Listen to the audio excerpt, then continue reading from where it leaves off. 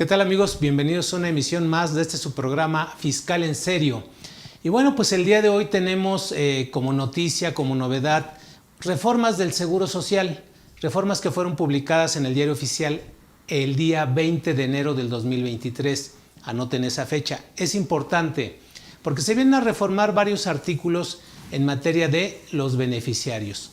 La Ley del Seguro Social que actualmente tenemos consta de 319 artículos, ¿verdad? Aparte de los artículos transitorios que, bueno, pues han sido reformados en diferentes fechas. Pero esta es la última reforma que tenemos el 20 de enero. ¿Y a qué se refiere esta reforma? Lo anunciamos en el promo, a que se hace una aclaración o una inclusión en algunos conceptos de lo que son los beneficiarios en materia del Seguro Social. Para ello contamos con la presencia de dos especialistas, cada uno en su materia, en la materia jurídica, el licenciado Jorge Nava. Jorge, bienvenido a este programa. ¿Cómo está, contador Telesforo? Pues aquí agradeciendo la invitación y compartir el tiempo con ustedes y también yo aprender mucho de lo que hay del tema de hoy. Así es, yo creo que esa es la intención de esta charla, ¿no? Así es. Compartir el conocimiento y sobre todo para nuestros amigos, porque luego nos llegan a hacer algunas preguntas jurídicas, sobre todo en esto de los contratos del matrimonio, contratos del divorcio, entre otros, como lo que es el suscribir la unión civil, ¿no? Que es algo que no es nuevo, ya existe, pero que ya lo incluyeron en la Ley del Seguro Social. Entonces ahorita vamos a platicar de ese tema y por eso fue la invitación para que nos ilustraras en esa parte. Muy agradecido que nos consideren estos temas y vamos a platicar mucho de esto para una bonita retroalimentación. Perfecto, y bueno, pues José Rodríguez, quien ya nos ha acompañado en varias ocasiones y quien, bueno, pues también es especialista en materia de seguro social, auditor y, bueno, también en impuestos locales. Bienvenido, José. Telesforo, muchas gracias. Y sí, efectivamente, el pasado 20 de enero se publicó en el Diario Oficial de la Federación reformas en materia de pensión, beneficiarios de los pensionados, tanto en la Ley del Seguro Social como en la Ley del ISSSTE. Nosotros solo vamos a abordar en esta ocasión la Ley del Seguro Social. Porque muchas veces algunas personas cuando le hablas de pensiones piensan que es exactamente lo mismo para la Ley del Seguro Social y para la Ley del ISSSTE, y no, cada una tiene sus particularidades. Entonces por eso hago esa aclaración. La reforma fue tanto a la Ley del Seguro Social como a la Ley del ISSSTE. Y lo que es muy importante es que, bueno, lo vamos a ver en el transcurso de la charla, que es una reforma que va a entrar en vigor a los 6 meses después de que se publicó. Así es. Entonces, pues digo, quien ya esté en estos casos, pues les empieza a dar tiempo de arreglar algunos papeles y documentos, que es lo que vamos a ir viendo en la materia. Pero bueno, sí, yo nada más quería ahorita por lo pronto aclarar que se reforma tanto la Ley del Seguro Social como la del ISSSTE, pero nosotros nos vamos a enfocar en esta ocasión exclusivamente a la Ley del Seguro Social. Así es. Fíjate que como una introducción, estas reformas, hoy en día las hacen un poquito más al vapor, incluso quieren perfeccionar tanto la Ley del Seguro Social que creo que le están complicando. En lo que es el artículo 5A, que es con el primer artículo que empiezan las modificaciones. Donde se definen los conceptos. Y que es una ley que incluyeron conceptos de qué es asegurado, qué es beneficiario, qué es pensionado, qué es trabajador, qué es patrón, o sea, etcétera. Viene un glosario, vamos a llamarle así, de conceptos con sus definiciones, ¿no? ¿Qué se entiende por salario base de cotización, ¿no? Y entonces, a final de cuentas, el hablar de él, la, o sea, él, la o los asegurados, empiezan como que a confundir en esta parte. Sí es importante aclarar que estas reformas que vienen, como dices tú, entran en vigor 6 meses después, ¿no? Y están dando otros 180 días, ¿sí? Otros 180 días para que el Instituto Mexicano del Seguro Social adecue toda la normatividad para poder incluir todos estos conceptos. O sea, realmente es una reestructuración de conceptos, ¿no? E incluso por ahí hacen una reforma también muy importante, que es el hecho de que ya habían modificado un artículo para aclarar que los gastos, esta ayuda que dan para gastos de matrimonio, ¿sí? que consiste en un mes de salario mínimo general, lo habían cambiado a la unidad de medida y actualización, y ahora ya lo regresaron otra vez a salario mínimo general, porque de una de otra manera es un monto retributivo. Perdón que te interrumpa. Sí. Y no es una contribución. Así Era es. un error del legislador haberlo convertido a UMAS, porque el decreto, la reforma constitucional que elimina el salario mínimo y le da vida a la UMA, habla para efectos del pago de contribuciones. Uh-huh. Y la ayuda de matrimonio, que ahora ya incluye en la unión civil, Uh-huh. no es una contribución. Entonces, desde mi perspectiva, no sé jurídicamente, pero desde mi perspectiva eso era un error del legislador. Mucha gente confunde la UMA con el salario mínimo y lo agarra igual, pero no, para mí es correcto haber regresado a salario mínimo. Claro, después de una discusión, ¿verdad? Ahí en la Cámara de Origen y todo eso, dijeron, oye, pues es que está mal, que cuando hablamos de retribución, el salario mínimo es retributivo. Así Entonces, es. por lo tanto, si estamos hablando de que se le va a otorgar el equivalente a 30 días de salario mínimo, no lo conviertas a UMA, ¿no? Así es, claro. Y también lo mismo es para los gastos funerarios, ¿no? O sea que son 2 meses de ayuda para gastos funerarios a la persona que presente los gastos como tal, el acta de defunción, etcétera, ¿no? Uh-huh. Pero sí, si quieres, para empezar, ¿tú cómo ves esta reforma? ¿Dónde es donde hay que poner mucha atención? Entre otras características que ahorita pudiéramos estar aportando. Mira, yo considero que es una muy buena reforma porque lo que están haciendo los legisladores, y creo que se habían tardado, es en actualizar la ley, las leyes, las que mencioné hace rato, pero a la vida actual que vivimos. Ya sabemos que ahora las mujeres también ya facturan, uh-huh. Entonces pues están incluyendo, donde antes nada más decían el asegurado. O sea, hablaban del género masculino exclusivamente. Uh-huh. Oye, ¿y la mujer que trabaja? Pues qué pena, qué bueno que trabaje. Oye, ¿y si fallece y el asegurado, su viudo, tiene derecho a la pensión? No, simplemente no.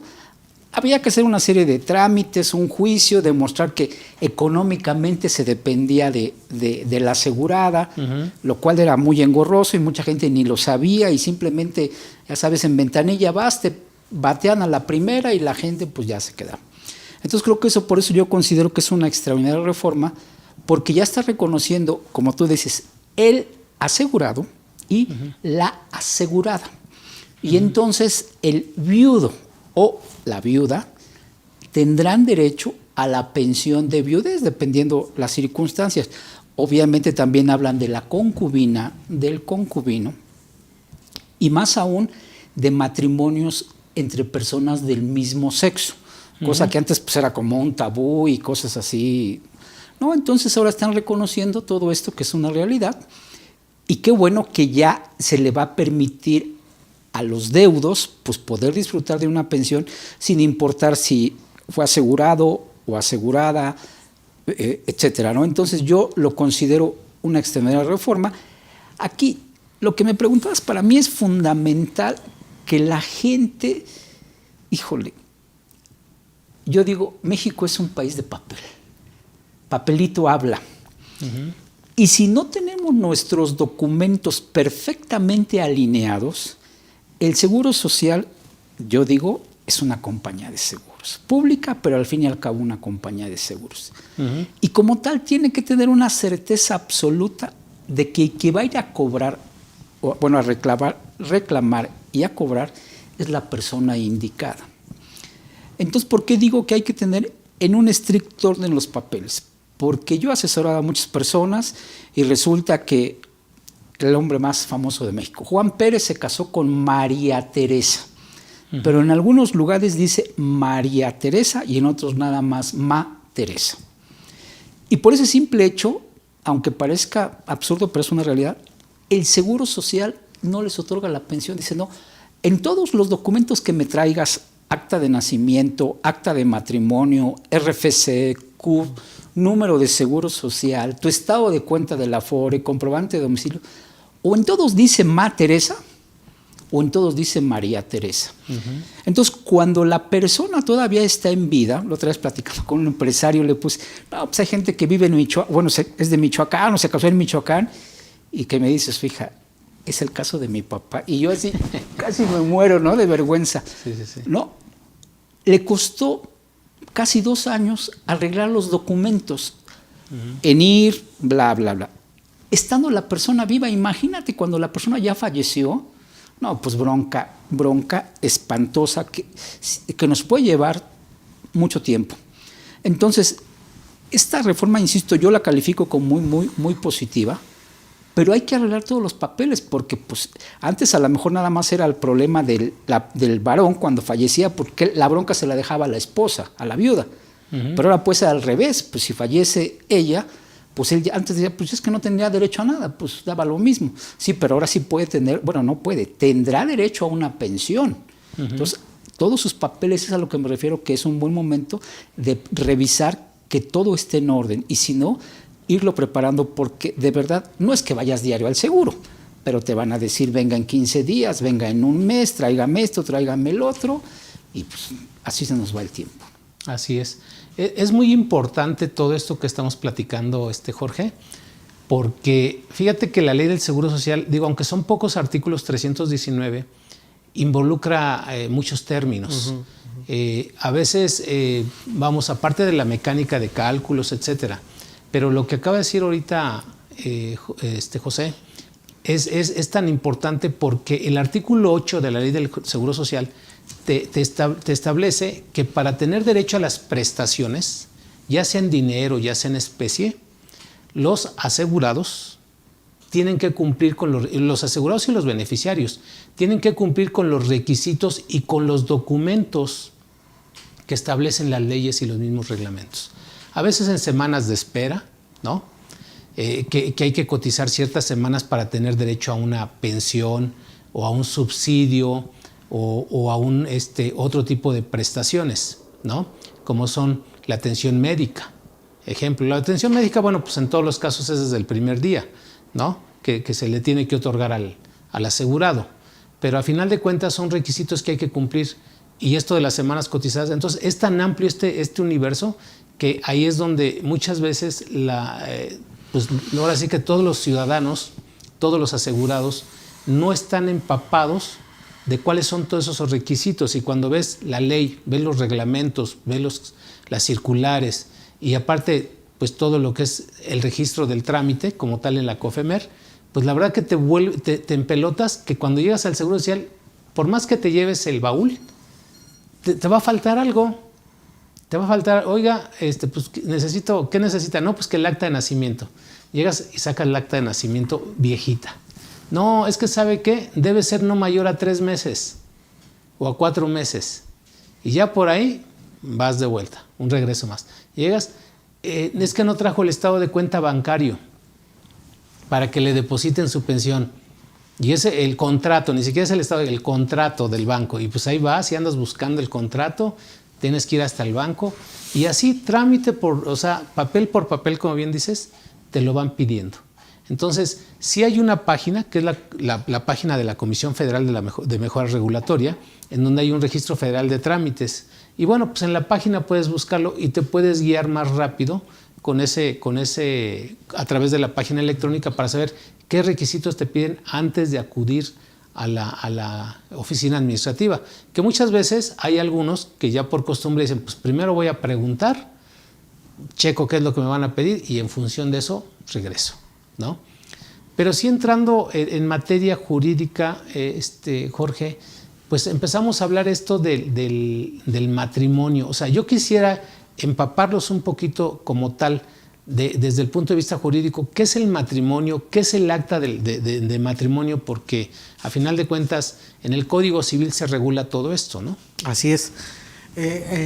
Partimos primeramente del binomio matrimonio-concubinato, es el inicial. Okay. Porque a partir del matrimonio entendemos que es una unión civil, pero que lo va a caracterizar, que aquí vamos a entrar en un tema muy controvertido entre muchos doctrinarios, que dice que el contrato el matrimonio es un contrato. ¿Por qué es un contrato? Porque eso obliga, la definición del contrato sí aplica al matrimonio. un acuerdo de voluntades para crear derechos y obligaciones. ¿De qué tipo? Evidentemente no pecuniarias al 100%, pero genera obligaciones de mucho tipo. Entonces, lo esencial es que es un contrato, es un acuerdo de voluntades, pero cuando uno se va a casar, así estemos obligados o no a hacerlo, porque haya sido que el suegro nos obligue a casarnos o lo que sea, vamos para extender nuestra voluntad. ¿Ante quién? En este caso, un juez de registro civil o un oficial de registro civil de entidades de la República. Se celebra este matrimonio y ya tenemos un acta. Este acta es únicamente el comprobante fehaciente de que celebramos una unión. Y en este caso va a ser tendiente a las dos situaciones finalidades del matrimonio: la procreación de hijos y sobrellevar los placeres y cargas de la vida. Esa siempre ha sido la definición del matrimonio y por qué se está llegando a esa situación de celebrarlo. Ahora, el concubinato, que ha sido por una evolución jurídica en segundo lugar, anteriormente se pedían 5 años para que se hubiera haber concubinato. ¿5 años de qué? De una vida marital, de una vida en común, o que haya un hijo en común. Actualmente ya el tiempo del concubinato se redujo a 2 años. Ahorita es el tema en el que ya se tiene esa situación. Pero ahorita lo más sencillo y lo más común que llega a pasar en las familias mexicanas es el tener un hijo en común. Vivan o no vivan juntos, ya son concubinos. Eso es muy importante, tener la situación de que si hay no hay o no convivencia, pero ya hay un hijo en común, ya hay concubinato. Y muy importante, el Código Civil no admite concubinatos si hay celebrado un matrimonio. Así es. Ese es el que queda en segundo lugar. Si hay un matrimonio celebrado, aunque yo ya no viva con esa persona, porque no, ya me casé pero nunca me divorcié y ya vivo con otra persona, la otra persona no tiene ese grado del concubinato, aunque ya sea el que lleva la vida en común. Entonces siempre para efectos civiles debemos, ya sea si termina el matrimonio, hacer el divorcio, que es la disolución del vínculo matrimonial, y entonces sí, cualquier relación que siga después cobra el efecto del concubino. Sí. Pero si hay matrimonio celebrado, aunque no se viva en convivencia común, el concubinato no surte ningún efecto, aunque se tenga esa situación. ¿Tendrá hijos en común? Sí, pero no hay concubinato. O sea, entre ellos no hay obligaciones para con el menor. Sí, pero si hay un matrimonio previo que no se ha disuelto, no entra el concubinato. Exacto. ¿Por qué te pregunto Jorge, esto? Y aprovecho de mismo, la unión civil, que ya es un término que incorporaron en esta reforma. Ese es el segundo tema que íbamos a tocar. Que bueno, aquí hago un paréntesis contador de entrar el tema que nos preguntó. Ha habido algunas sentencias de la Corte donde dicen que el concubinato tiene derecho por la no discriminación, pero el punto, más allá de que lo que la Corte diga que es para un caso en común, un caso únicamente, el legislador siempre presumió que el matrimonio debe hacer mayores efectos. ¿Por qué? Por la evolución, por la consideración sociológica del matrimonio, etcétera. Ahora, como dice el contador, una parte muy importante, la unión civil, que eso es parte de esta reforma. Anteriormente, la evolución del matrimonio, antes de entrar al matrimonio igualitario o de ambos sexos, había una figura que fue un parteaguas para esa situación, que es la sociedad en convivencia. Esta sociedad de convivencia por lo menos existe en la Ciudad de México. En otros estados no tengo conocimiento que en otros estados esté regulada como tal, pero en la Ciudad de México está todavía vigente esa ley y ahorita con esta reforma puede volver a cobrar relevancia. ¿Por qué dejó de cobrar relevancia y por qué muchos no la tenemos en el radar? Porque fue una figura que duró un par de años vigente, pero cuando entró el matrimonio de ambos sexos se desechó. ¿Por qué? Porque era como que decía el legislador, bueno, vamos a crear una figura en la que no te casas, pero sí tienes derechos hereditarios, derechos alimentarios, como si estuvieras casado. Entonces, cuando entró la figura del matrimonio igualitario, la reforma, pues dejó de cobrar uso. Aquí, ¿por qué puede ser importante esta legislación con el tema del seguro social?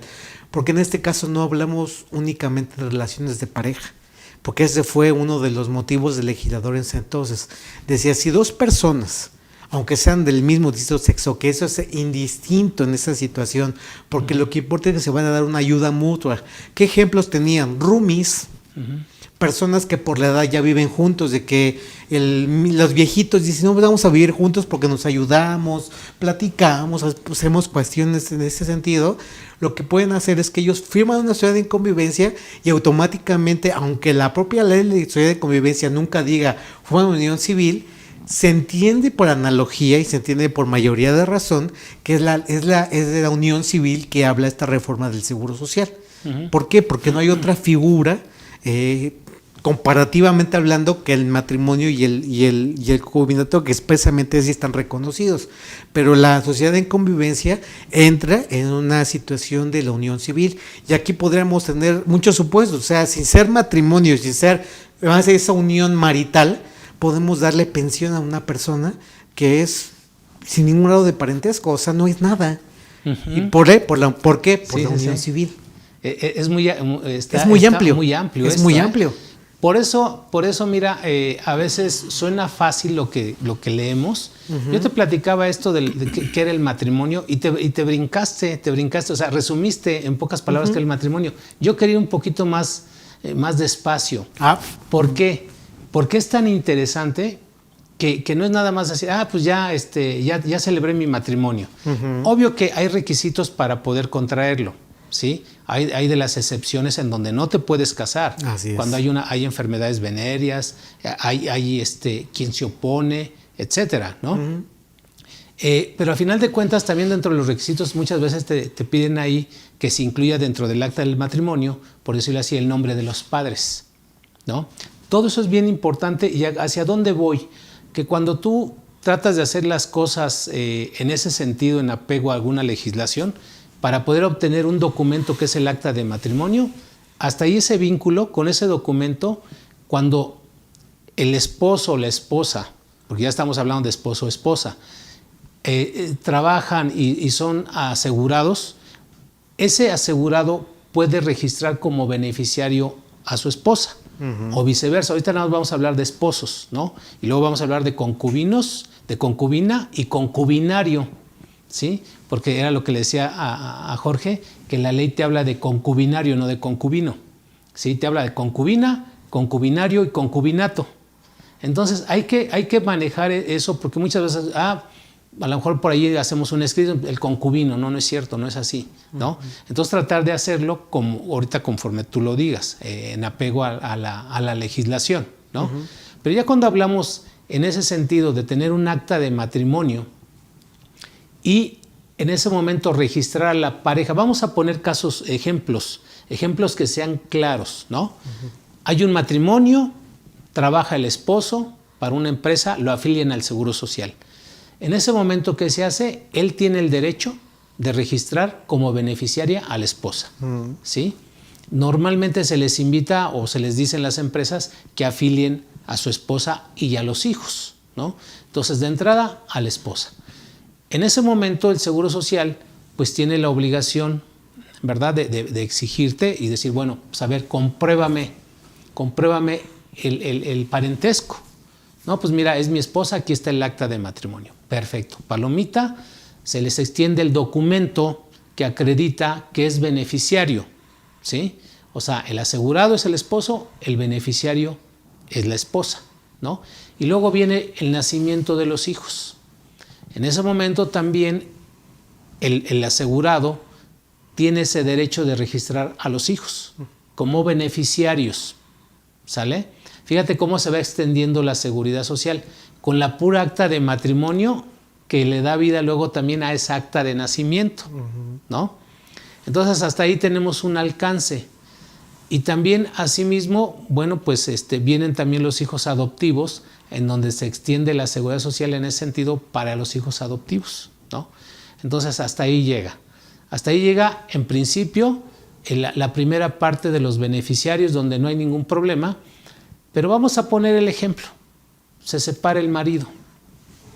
Se separa el marido y no se divorcia. Digo, todo esto es bien importante. No se divorcia y entra en concubinato con otra persona, ¿sí? Vamos, se fue de su casa, ya lleva 3 años, 4 años, encontró otra pareja, ¿sale? Y está en concubinato. ¿Quién sigue siendo la beneficiaria? La esposa. La esposa. Los hijos. Oye, pero ya llevas viviendo 5 años con ella. La beneficiaria, la esposa, los hijos. ¿Por qué? Porque no está libre de matrimonio. Así es. Entonces, por eso es bien interesante comprender esta parte, porque muchos piensan que porque se separan y se van con una y se van con otra, pues todas ellas van a tener derecho. No es cierto. Ahí es donde hay que cuidar bien la formalidad de decir quiénes son los que verdaderamente van a tener el derecho. Si él hace las cosas bien y toman una decisión, el acuerdo de divorciarse, en ese momento, con ese documento, ¿sí? Con ese documento pues es el único testimonio que van a tener.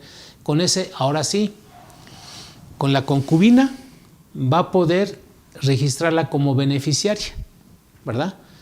Pero en ese sentido empiezan a haber otros requisitos, o sea, la registra como beneficiaria y ella ya se le extiende la seguridad social ¿a quién? A la concubina, ¿sí? Pero como bien decías, si no entendemos bien estos conceptos, con la concubina vamos a empezar, vienen las combinaciones, ¿no? No está divorciado y con la concubina ya tiene un hijo. Entonces ahí, pues sí te dicen, oye, pues ahí el que tiene el beneficio solamente es el hijo. Así es. ¿Sí? Es el hijo, alcanza el beneficio con los hijos de la esposa original, vamos a decir, con la que está todavía casada. Entonces, todo ese tipo de combinaciones empiezan a crear problemas. Entonces, para no confundirlos, a todos nuestros amigos que nos están viendo, es ir en partes, ¿no? Entonces, lo primero es decir, ya ahorita tú tocaste el tema del matrimonio, ¿no? Ya me dijiste que hay una acta de matrimonio, a final de cuentas, de ese convenio, ¿no? Y creo que desde mi punto de vista viene lo que es el acta de divorcio. Para el acta de divorcio, ¿qué se necesita? Bueno, ya cuando hay una rescisión del contrato de matrimonio, hay una pronunciación del juez correspondiente familiar en el que va a dictar una sentencia donde rescinde el divorcio y lo da por terminado. Entonces, ya en ese sentido, esa sentencia tenemos que acudir nuevamente al registro civil para que el registro civil haga una anotación, únicamente la anotación en el acta de matrimonio original, para que ya diga todas las actas que se hagan después de esa fecha, ya se hagan con la anotación de decir este matrimonio ya está disuelto por sentencia tal, de fecha tal ante el juez tal. Entonces, no hay, aunque el Código Civil diga acta de divorcio, ya propiamente en la práctica y el registro civil lo maneja como una simple anotación en el acta de matrimonio. Así es. Esa es esa primera parte donde, pues a lo mejor las generaciones de antes sí llevaban a cabo, al pie de la letra, todo este proceso para poderse casar y obtener una acta de matrimonio, ¿no? Por el civil. Ya lo de la iglesia es otro tema. Lo de la iglesia no está reconocido aquí en la ley del Seguro Social, ¿no? Y luego, ¿con qué se extingue? Pues se extingue con el acta de divorcio. O sea, con esa resolución previa para poder tener un documento que se llama acta de divorcio, ¿no? Y lo comento porque en las generaciones de antes, pues así en las de nosotros, pues todavía a los que pudimos o que quisimos, pues nos casamos por el civil, ¿no?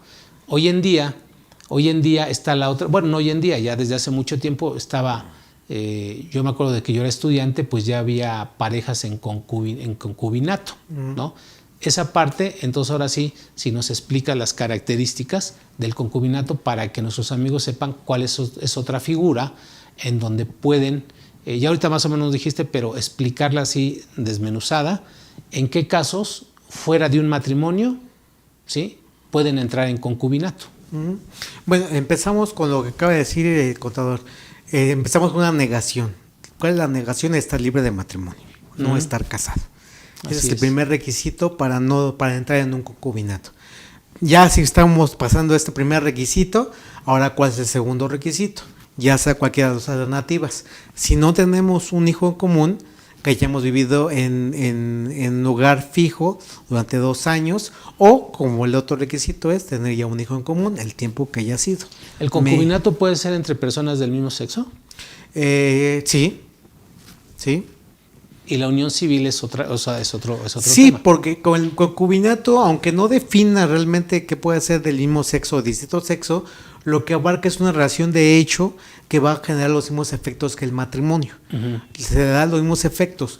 Al decir los mismos efectos, si el matrimonio ya se le permite tener matrimonios entre personas del mismo sexo, por ende el concubinato también puede ser entre personas del mismo sexo. Lo importante es que se reúnan los requisitos como tal. Tal vez el hijo en común no sea el hecho de que no puedan hacerlo, sino la adopción. La misma adopción puede generar el hijo en común. ¿Por qué? Porque ambos pueden adoptar siendo matrimonio. Sí, entonces ya con ese hijo en común, se pueden adoptar siendo concubinos y con ese hijo común ya puede generarse este concubinato. o ese amaciato que tengan anteriormente. Entonces, sí pueden generarlo. No hay ninguna regresándonos situación. al matrimonio, entonces el matrimonio también puede ser entre Sí. personas del mismo sexo. Sí, así es, y es. Así es. Y eso ya en algunos estados está...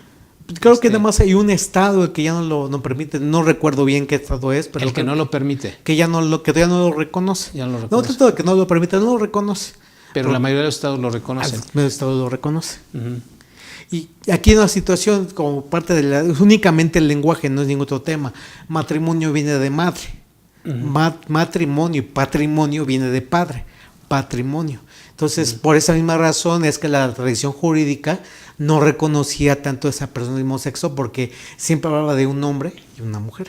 Pero solamente por temas de vocabulario, no es otro sentido. Y perdón mi pregunta y por eso te invito, porque muchos de nuestros amigos a lo mejor también van teniendo algunas dudas así como yo, Sí, ¿no? claro. Y es mejor irlas aclarando. No, sí, claro. Entonces, si en el matrimonio puede ser hombre con mujer o personas del mismo sexo, ¿ahí cómo se les llama? O sea, a veces es la esposa, nombre de la esposa, nombre del esposo. El término que se puede ser más, vamos a llamarlo así, igualitario, cónyuge.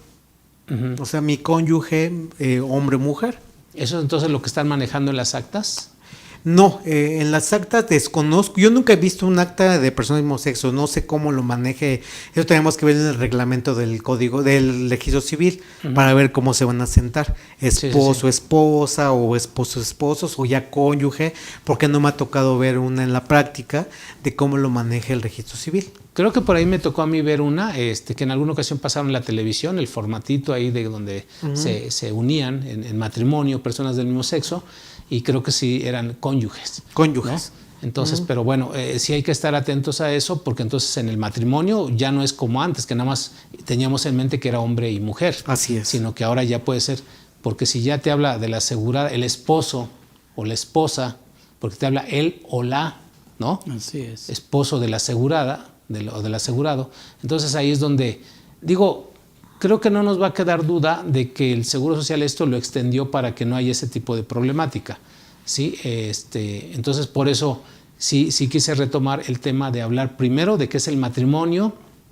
¿no? Esos requisitos y esas combinaciones, y luego lo que es el concubinato.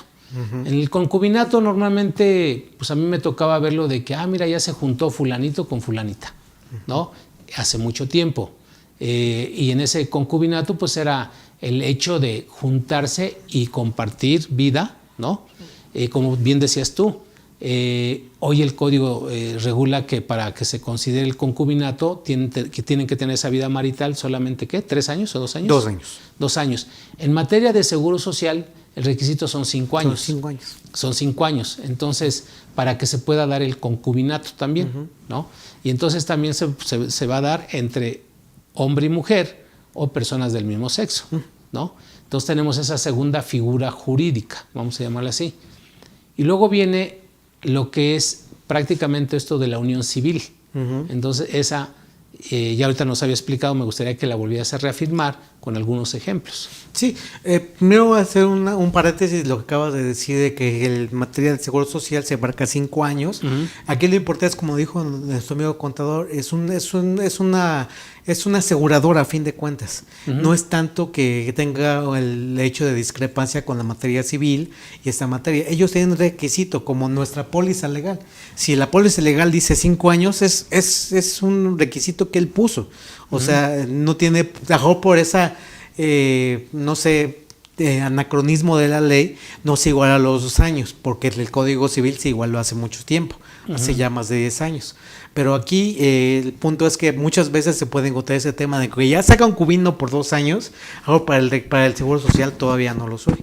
Y para esos efectos o tengo que esperarme o tengo que pelear. Y sí, posiblemente sí pueda pelear. ¿En qué sentido pelear? Antes de mandarlo ante un juez. ¿Para qué? Para reconocer esa igualdad. Pero tiene mucho que ver el criterio del juez, tendrá mucho que ver la astucia de mi abogado, y son muchos pormenores. Pero que lo importante es que saber que si el Seguro Social nos pone un requisito, pues él es la aseguradora y a fin de cuentas tenemos que cumplirlo. Y si no lo queremos cumplir, pues bueno, habrá nuestro derecho de defensa, derecho de audiencia para poder ser amparados con esa situación. Ahora sí ya tocó el tema de lo que es la unión civil. La unión civil que se menciona ahí, no hay una figura que nos diga, tanto el Código Civil o un reglamento o ley de la materia que diga, esto es ley civil, porque en la misma ley de convivencia sí lo dice. Pero la ley civil, por esa interpretación extensiva que se hace, para darle la mayor razón a lo que podría ser, entendemos que es la sociedad en convivencia, porque la sociedad en convivencia genera efectos muy parecidos al matrimonio. ¿Por qué muy parecidos? Porque nos va a generar derecho de alimentos entre los concubinarios, entre los conviventes en este caso, que se les menciona. El segundo punto es que maneja derechos hereditarios entre los conviventes. ¿Y eso cómo se genera? Únicamente por matrimonio y extensiva como segundo lugar el concubinato. Entonces se entiende que es una relación civil porque genera los mismos efectos que el matrimonio. En ese sentido, por lo menos en los alimentos y derechos hereditarios. ¿Y qué es la sociedad en convivencia? La de convivencia lo define como un acto jurídico bilateral que llevan dos personas que se presentan ayuda mutua. ¿Y cómo se celebra? Ante la propia demarcación territorial de nuestra alcaldía. En las alcaldías se celebra ese tipo de unión. No ante el registro civil, depende de la consejería jurídica, que ahí vamos a celebrar ese tipo de contratos para que una vez teniendo el registro en esta consejería jurídica, tenemos el llamado a la unión civil, que aquí lo interesante es que está fuera de la unión marital. Está fuera, puede ser, por ejemplo, hasta por estrategia, puede ser mi vecino, pero mi vecino ya en el sentido de incorporarlo, vivir juntos, a querer celebrar esta sociedad, personas que tenemos un grado de amistad muy fuerte, que queremos protegernos y ya la legislación, en este caso de seguridad social, ya lo permite incorporar porque esa era la naturaleza y la finalidad del espíritu de la ley de sociedad en convivencia. ¿La unión civil puede ser con mi hija mayor de edad? No, entre la sociedad en convivencia no se puede celebrar entre parientes. Entre paréntesis. Es una prohibición de la propia ley de sociedad en convivencia que no pueden celebrarse entre parientes. Ok, entonces, mira, aquí en el artículo 5A de este glosario, ¿verdad?, de la Ley del Seguro Social, hay una definición de lo que es la unión civil. Entonces, hay que tomar en cuenta que el artículo 9 también de la Ley del Seguro Social te habla que cuando no es supletoria la normatividad, el derecho común, para efectos de esta Ley del Seguro Social, cuando así no lo diga la misma ley o lo contradiga, ¿no? Entonces aquí hay que tomar en cuenta que la fracción 20 del artículo 5A de la Ley del Seguro Social establece que la unión civil es el acto jurídico bilateral. Igualito que se dice convivencia. Así es, que se constituye cuando las personas físicas de diferente o del mismo sexo, mayores de edad y con capacidad jurídica plena, establecen un hogar común con voluntad de permanencia y ayuda mutua. Exactamente la definición de la sociedad en convivencia. Ok. Por el que se deriven obligaciones alimentarias de sucesión o semejantes. Y que esté reconocido en la legislación de los estados, ¿no? Cualquiera que sea la denominación que se adquiera. ¿Sí? Yo te hacía esta pregunta porque a veces uno dice, oye, ¿y si yo vivo con mi hija y vive conmigo, ella, porque pues es la única, ahora sí que ella fue la que decidió no casarse, y dice, bueno, pues quiero estar aquí, quiero vivir con mi papá, ¿no? Y entonces están en convivencia. Por eso es que quiero incluir también esa parte, decir, bueno, ¿por qué no designarle ella como beneficiaria? Porque en otro sentido, la ley les pone restricciones, se extinguen esos derechos. Ejemplo, tú cuando eres asegurado, puedes designar como beneficiario a tu hijo hasta los 16 años. ¿Sí? Cumpliendo los 16 años, ya no tiene seguro social. Ya no tiene seguro social. Ah, pero ¿qué crees? Te dice, se puede extender esa seguridad social si tu hijo estudia en el sistema educativo nacional, o sea, en escuelas de gobierno. Se extiende hasta los 25 años. ¿Sí? Cumple los 25 y ya no tiene seguro social. Y entonces regreso a esta parte. él decide estar trabajando y quiere estar en convivencia contigo. ¿Qué posibilidad hay de que sí se puede incluir dentro de la unión civil? Me viene a la mente un caso de un amigo mío que en su momento tiene una hija, es su hija, pero nunca fue su hija biológica. O sea, es hija de su pareja con la que contrajo matrimonio, pero nunca pudo lograr adopción. Por azares del destino nunca pudo lograr en un juicio la adopción como tal. Entonces se me ocurre que ese tipo de personas, figuras que, porque es una parte muy importante, un hijo es hijo siempre y cuando esté registrado. Claro. Si no está reconocido o registrado en ese sentido, aunque sea nuestro hijo biológico, la materia civil y en ese caso la legislación no lo va a reconocer como un hijo. Entonces tiene que estar plenamente registrado. Y si que es el caso de que no esté registrado por alguna situación fuera de sus manos o porque no pudo registrarse en el sentido de una adopción, puede servir la sociedad en convivencia para ese tipo de personas. ¿Por qué? Porque le genero derechos hereditarios, derechos alimenticios y por la definición del artículo 5A, entonces ya entra como unión civil para efecto del aseguramiento del beneficiario del Seguro Social.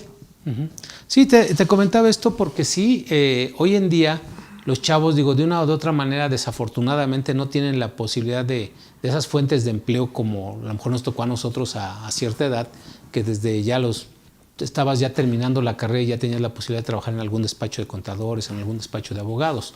Hoy en día terminan la carrera y hacen una maestría, hacen un posgrado y la verdad no encuentran trabajo y están en convivencia con los padres, ¿no? Entonces, es por eso que yo digo, en esa unión quiero entender que no se puede, de acuerdo a esto que me estás hablando de la convivencia, ¿eso en qué leyes está? Así se llama la ley la compran los amigos para que vean una profundidad de la ley, así la pueden incluir, ley en convivencia únicamente por la Ciudad de México, y les va a aparecer, son cerca de 20 artículos, no es una ley muy, muy extensa. Así es. Y digo, el único requisito básico es que no permite celebrarse cuando hay parentesco entre los convivientes. En esa ley. Esa es la ley. En esa ley. Pero en esta que es la unión civil, que es un acto jurídico bilateral. Lo importante es que como aquí, por lo que yo entiendo, el ART 5A recoge ese tipo de legislaciones, la única que me viene a la mente es la sociedad de convivencia. En los estados de la República, como no hubo mucho énfasis por el matrimonio igualitario, ya no siguieron con esta evolución de la ley en otros estados. Si, por ejemplo, en la evolución de esta figura no hubiera entrado el matrimonio igualitario y esta figura hubiera tenido el objetivo de cubrir necesidades de las personas del mismo sexo, hubiera sido replicado en muchos estados de la República y por ende el día de hoy tuviéramos esta figura para el beneficio no solamente de las personas del mismo sexo, sino para cualquier persona que esté libre de parentesco y de matrimonio. Entonces, en este caso, sí podríamos hablar de otras figuras que podrían acoplarse ahí, pero para lo que yo puedo entender en ese sentido sería de que únicamente está contemplada la sociedad de convivencia de la Ciudad de México. Ok, tú así lo yo lo interpreto. De esta definición así que está es, en el artículo 5A. Así es. Sí, porque digamos, vienen otras definiciones de lo que es el trabajador eventual, de lo que es salario, y todo hace referencia a una ley federal del trabajo, ¿no? Entonces, el tema es que si hablamos de estos beneficiarios, hay que ver hasta dónde llegue el alcance, lo más posible que pueda llegar, ¿no? Sabemos que hay otras modalidades de aseguramiento para que tengan los beneficios, prestaciones en dinero, en especie, todas las personas. Hay diferentes modalidades, ¿no? Hay 15 modalidades en materia de seguro social que tú puedes afiliarte siendo comerciante, siendo profesionista o siendo patrón persona física, etcétera. Hay diferentes formas de tener el acceso a la seguridad social. Hay una nueva que hemos estado promoviendo a través aquí de CADEFI, que es a través de una confederación que es el primer convenio que se celebra el año pasado, en el mes de marzo, el primer convenio que se celebró entre una confederación, que lo dice la ley, O sea, muchos no nos habíamos dado cuenta que los sindicatos o agrupaciones, o en este caso confederaciones, podían celebrar convenios con el IMSS. ¿Para qué? Para tener el acceso, para poder otorgar seguridad social a todos sus agremiados, ¿no? Que aquí te hago otro paréntesis, también tenemos la Sociedad de Solidaridad Social, no sé si has escuchado de ella, que es igual, de que no es como tal un sindicato, no es como tal un gremio ya laboral, pero tiene el beneficio de que puede ser constituido de dos formas. La ley de seguridad social, perdón, de solidaridad social, nos dice que pueden celebrar personas con derecho al trabajo, que somos todos, porque realmente todos tenemos derecho a trabajar, y la segunda que pueden ser ejidatarios. Así es. Entonces, cualquiera de las dos, aunque no entremos en un tema del sindicato, puede entrar una sociedad de esas, y igual mito, como tú Pero dices. ¿sabes qué? Hay que tener mucho cuidado porque ese tipo de sociedades, más las cooperativas, más algunas asociaciones civiles, etcétera, ya están muy satanizadas por el instituto, toda vez de que a través de ellas se han llegado a cometer muchas irregularidades. Entonces, hoy en día, las que están constituidas legalmente, transparentes y todo eso, adelante, ¿verdad? Pero sí nos ha tocado mucha consultoría donde, ¿qué cree que una empresa, una cooperativa nos afiliaron? Año y medio, les estuvimos pagando y no podemos pensionarnos porque no pagaron las cuotas patronales, ¿no? Entonces, digo, pues ya nos quedó claro entonces lo que es el matrimonio, lo que sí es esa parte del divorcio que también es un requisito para poder entrar al concubinato. Así es. ¿No? Entonces, aquellas personas que de una u otra manera se separan de su hogar y no cumplen con ese requisito de un acta de divorcio, sigue protegida la esposa. Así es. Y no van a poder otorgar los beneficios, la pensión, porque ahorita vamos a hablar ya un poquito de las pensiones que se derivan de ese aseguramiento, ¿no? Entonces, no sé, Pepe, cómo veas ahorita esta intro que está interesante, y luego qué viene de ahí, dices, bueno, pues ya entendimos que hay beneficiarios, ¿no? El caso de la viuda. La viuda puede ser beneficiaria derivada de ¿qué? De la muerte del trabajador.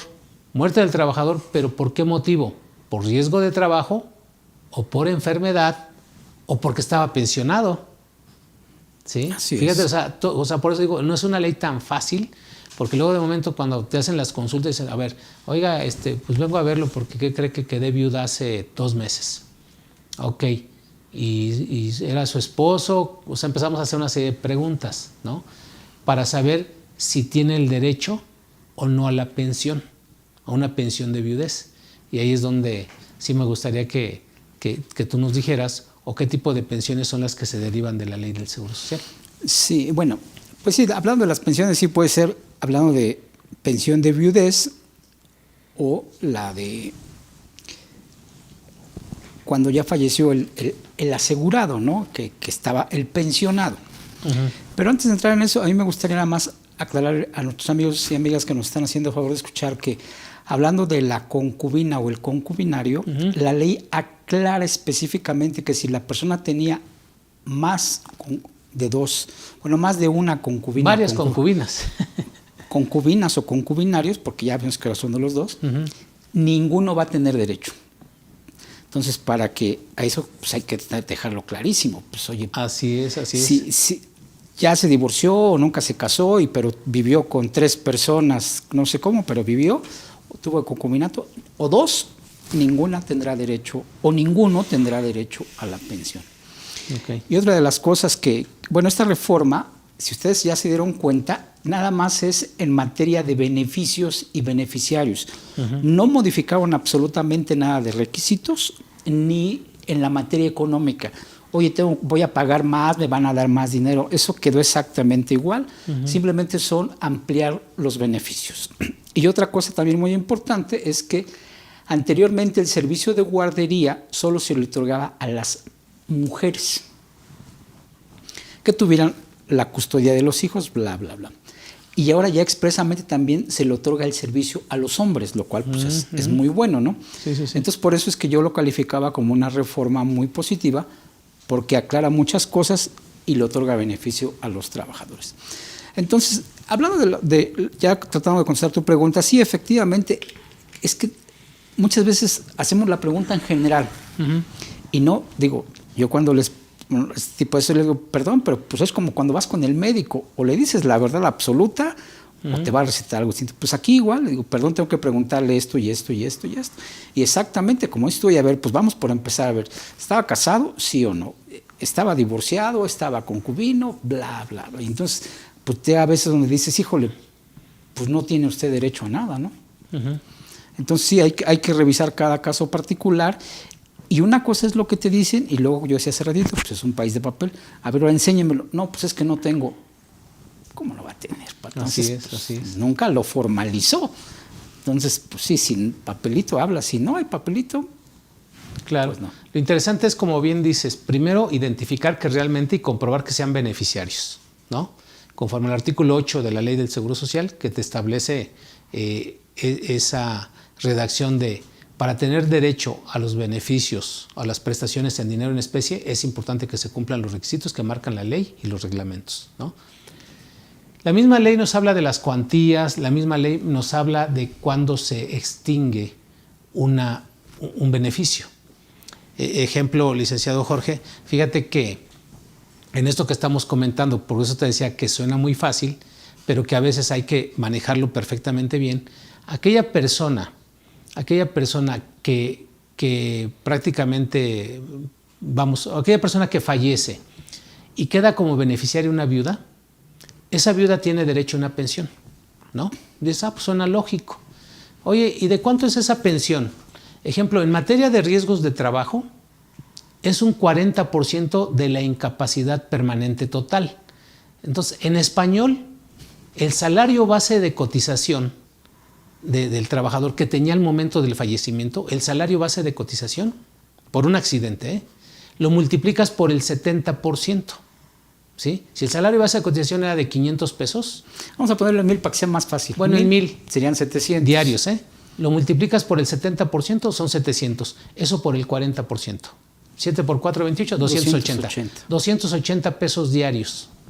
Esa es la pensión de la viuda. Por un accidente en donde fallece el asegurado y queda ella como beneficiaria, con un 40% del 70% del salario base de cotización. Perdón, y yo creo que aquí ya tendríamos que empezar a hablar igual, o falleció la asegurada, porque es lo que hicieron con esta reforma, incluirlos. Porque efectivamente siempre antes hablábamos del asegurado. O el cónyuge. O el cónyuge. En tratándose del concubinato, ¿no? Pero ahora ya pareja. También, digo, pues sí, todos, pues en cualquier momento puede ser un accidente. Si fallece la asegurada, ahora el viudo tendrá derecho a esa pensión casi sin mayor trámite, ¿no? Que antes era simplemente imposible, casi imposible que tuviese esa pensión. Sí. En esta combinación de figuras jurídicas donde dijimos va a haber un beneficiario, ¿no? Llámale por concubinato, llámale por unión civil o llámale por matrimonio, en donde fallezca uno y estaba registrado el otro como beneficiario, hablando de un riesgo de trabajo, por eso quiero poner un ejemplo, irnos sobre una línea y así podemos sacar 20 líneas, ¿no? El caso de ese trabajador, dices, bueno, ya la dejé como viuda con un 40% del 70% de mi salario base de cotización. Tratándose de un accidente, de una enfermedad es el promedio de las últimas 500 semanas de cotización, ¿no? Pero bueno, la viuda, vamos a pensar estando joven, ¿sí? Estando joven, pues encuentra otra pareja, ¿sí? Encuentra otra pareja, entran en concubinato. Al entrar en concubinato, en automático se extingue esa pensión que venía recibiendo de viudez. Vamos a pensar a los 3 años, a los 5 años, o simplemente a los 2 años encuentra una pareja y contrae matrimonio, ¿sí? En ese momento se pierde la pensión de viudez, ¿no? ¿Y qué nos dice la ley del Seguro Social? Oye, en compensación, ya entraste en matrimonio. Obvio que yo a veces les decía de broma, pues no le avises al Seguro Social que ya te casaste, no los invites a la boda. ¿Por qué? Porque ellos mismos te van a decir, te vas a casar a partir de tal fecha, en el momento en que ya tengas tu acta de matrimonio, en ese momento ya te suspendemos tu pensión y te vamos a otorgar 3 anualidades de la pensión que venías recibiendo. El equivalente a... ¿Sí? 3 anualidades. Y ahí ya termina todo el show de estar pensionada por viudez. Entonces, está muy interesante porque nosotros hemos tenido casos en donde pues hay que darle el seguimiento a todo para decirle, oye, si tú contraes matrimonio o entras en concubinato, te pueden suspender la pensión de viudez, ¿no? Es que entre comillas como que el Seguro Social no se pudiera dar cuenta, pero ya ves que no falta que por ahí registras a los hijos o registras al cónyuge y ya por ahí en automático se pierde, o el cónyuge de esa persona lo registra en el Seguro Social y por ahí ya se pierde, se da cuenta el instituto. Mira, ya tienes un cónyuge. Sí, yo creo que ahí es simplemente temas de comunicación, porque cuando fallece alguien, por eso es que es indispensable que se registre y se le notifica a todas las instituciones, principalmente a las de seguridad social, para suspender la pensión. Porque anteriormente, cuando no estaba tan modernizado o automatizado, la gente simplemente no le avisaba al Seguro Social y la gente seguía cobrando la pensión, pero por mucho tiempo, ¿no? Así es. Entonces ahora con esto yo creo que ya ves que ahora con el INE, pues ya te aparecen ahí todos los datos y está todo regularizado. Entonces yo creo que hoy por hoy es muy difícil pues no avisarle al INE, porque aunque no le avises, él se va a enterar. Yo creo que es parte de las... Y no lo estoy criticando, creo que pues, así dice la ley, así debe ser, ¿no? Pues, los requisitos que puso la aseguradora y Así es. pues así es. Esto es para el caso, licenciado, de una persona que fallece, una persona asegurada que fallece en un riesgo de trabajo, ¿no? Y los riesgos de trabajo pues ya ahí se clasifican en accidentes, en enfermedades o en accidentes en trayecto, ¿no? Entonces tienen sus reglas para otorgarle esa pensión a final de cuentas es esa base, la cuantía no cambia, nada más cambia sobre el salario promedio o sobre el salario que estaba recibiendo en ese momento, ¿no? Asimismo, los huérfanos también tienen derecho a una pensión que se le llama de orfandad. Digo, y nada más lo voy a hacer mención porque la verdad pues tiene todas sus características. Hay huérfanos que padecen alguna incapacidad, no una discapacidad, una incapacidad. A ellos se les otorga el 20% hasta tanto se recuperen de ese accidente o de esa enfermedad, ¿no? Hasta que sean capaces para poder contraer un empleo. Sostenerse. Entonces, a ellos se les extiende ese beneficio si están registrados, esos huérfanos, ¿verdad? Con incapacidad, ahí no hay un límite de la edad, ¿verdad? Luego tenemos otros huérfanos en donde si son beneficiarios y fallece la asegurada, quedan huérfanos que tengan edad de hasta 16 años. Entonces ahí se les otorga el 20% a cada huérfano. Y luego, cuando ya fallece el otro progenitor, te dicen se aumentará del 20 al 30%, o sea, un 10% más. Cuando ya es huérfano de padre y madre. Cuando ya es huérfano, pero primero fue uno y fue otro. Y luego está el último caso, que cuando son huérfanos de padre y madre, en donde fallecen los dos y pues prácticamente pues no tienen de quién depender. Entonces ahí el Seguro Social, siempre y cuando hayan sido beneficiarios, el Seguro Social ahí les da el 30%, ¿no? Y luego ya viene este relajito porque primero hablamos de la esposa, ¿sí? La esposa le van a dar el 40%, del 70% del salario base de cotización. Y luego la ley del Seguro Social te dice, en materia nada más de riesgos de trabajo, fíjate, nada más ese es el capítulo que estamos tocando, porque falta el de enfermedades y falta el de invalidez, que también sucede lo mismo. O sea, alguien se enferma y se muere. Vienen las pensiones de viudez, de orfandad y de ascendientes, entre otras prestaciones como es la asignación familiar y lo que es la ayuda asistencial. Y luego está la muerte por ¿cómo se llama? De los pensionados. Y también viene la viudez, viene la orfandad y vienen los ascendientes, ¿no? Pero tan solo hablando nada más del capítulo de los riesgos de trabajo, en donde ya dijimos la viuda, los huérfanos, y luego ya vienen que a falta de esposa o de cónyuge y de huérfanos, entonces ya entran las que... Los ascendientes. No, entran las concubinas. Ah, bueno. O entran las de la unión civil. O sea, digo, en este ejemplo que estamos platicando, digo, también entran ellas y ahí ya vienen todas las combinaciones posibles, ¿no? Mientras estén registrados, ¿verdad? Mientras comprueben que aquí hay algo muy, muy interesante, no necesitan una dependencia económica. Fíjate, quitaron la dependencia económica para el concubinario, porque antes decían, si el concubinario demuestra, vamos a pensar que la trabajadora es la que fallece, el viudo o el concubinario tenía que comprobar ambos la dependencia económica y también era un problemita, ¿no? Eso ya lo quitaron, fue maravilloso, es un beneficio también. Ahora los únicos que tienen que comprobar la dependencia económica en todo este rollo, después de esta reforma, porque ya quitaron muchas trabas, son los ascendientes, ¿sí? Entonces luego también viene ahí la ley. a falta de viuda, a falta de huérfanos y a falta de cónyuges, ¿sí? O las personas que estén en unión libre, en unión civil, perdón. Entonces, al no haber nadie de ellos, entra lo que es los ascendientes, la pensión para ascendientes. Ahí viene mi pregunta. ¿Qué son los ascendientes, licenciado? Los ascendientes son aquellos que, así que derivamos nosotros como parte de nuestros progenitores, no solamente los padres, sino también puede ser los abuelos. Y obviamente bisabuelos, tatarabuelos, y aquí solamente ya en esa línea se llaman ascendientes. Así es, solamente. ¿Eso está regulado en el Código Civil? En el Código Civil. Ok. Padres adoptados o... Sí, los padres que dimos por la adopción va a generar los mismos efectos que el nacimiento por término de... O sea, no necesita ser ascendientes en forma biológica. No, si hay una adopción, se tiene esa equiparación de que es ascendiente normal. Así es. Igual, si yo soy adoptado, el padre de mi padre será mi abuelo y también es mi ascendiente. Sí, porque ahí lo que hay que entender en qué casos sí se puede, bueno, cómo hacerle para registrar, porque digo, en ese momento cuando fallece digo, a mí me tocó el caso de un matrimonio joven en donde su hijo desafortunadamente falleció a los 21 años. Y la verdad, ellos sí estaban trabajando, pero en un trabajo formal.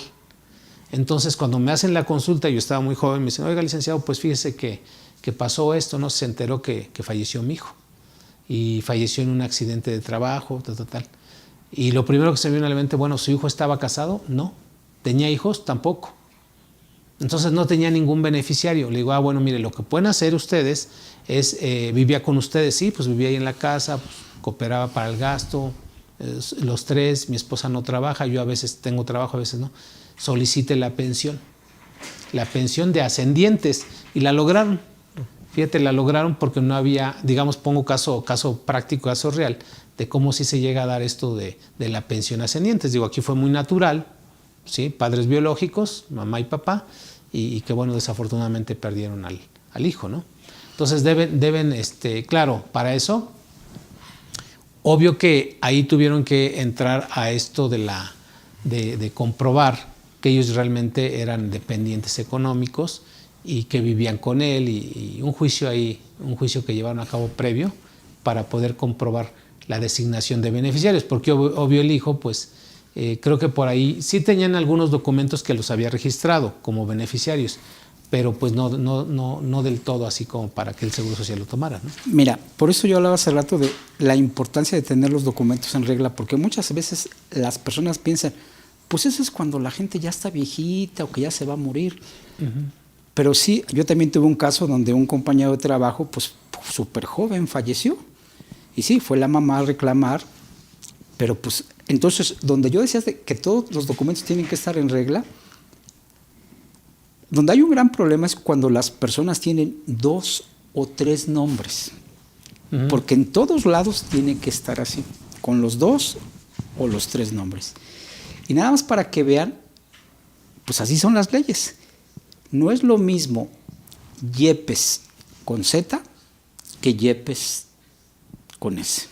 Uh-huh. Aunque todo lo demás esté igualito, el RFC, el CUR, el número de seguridad social, si el Seguro Social se da cuenta, no le va a dar la pensión.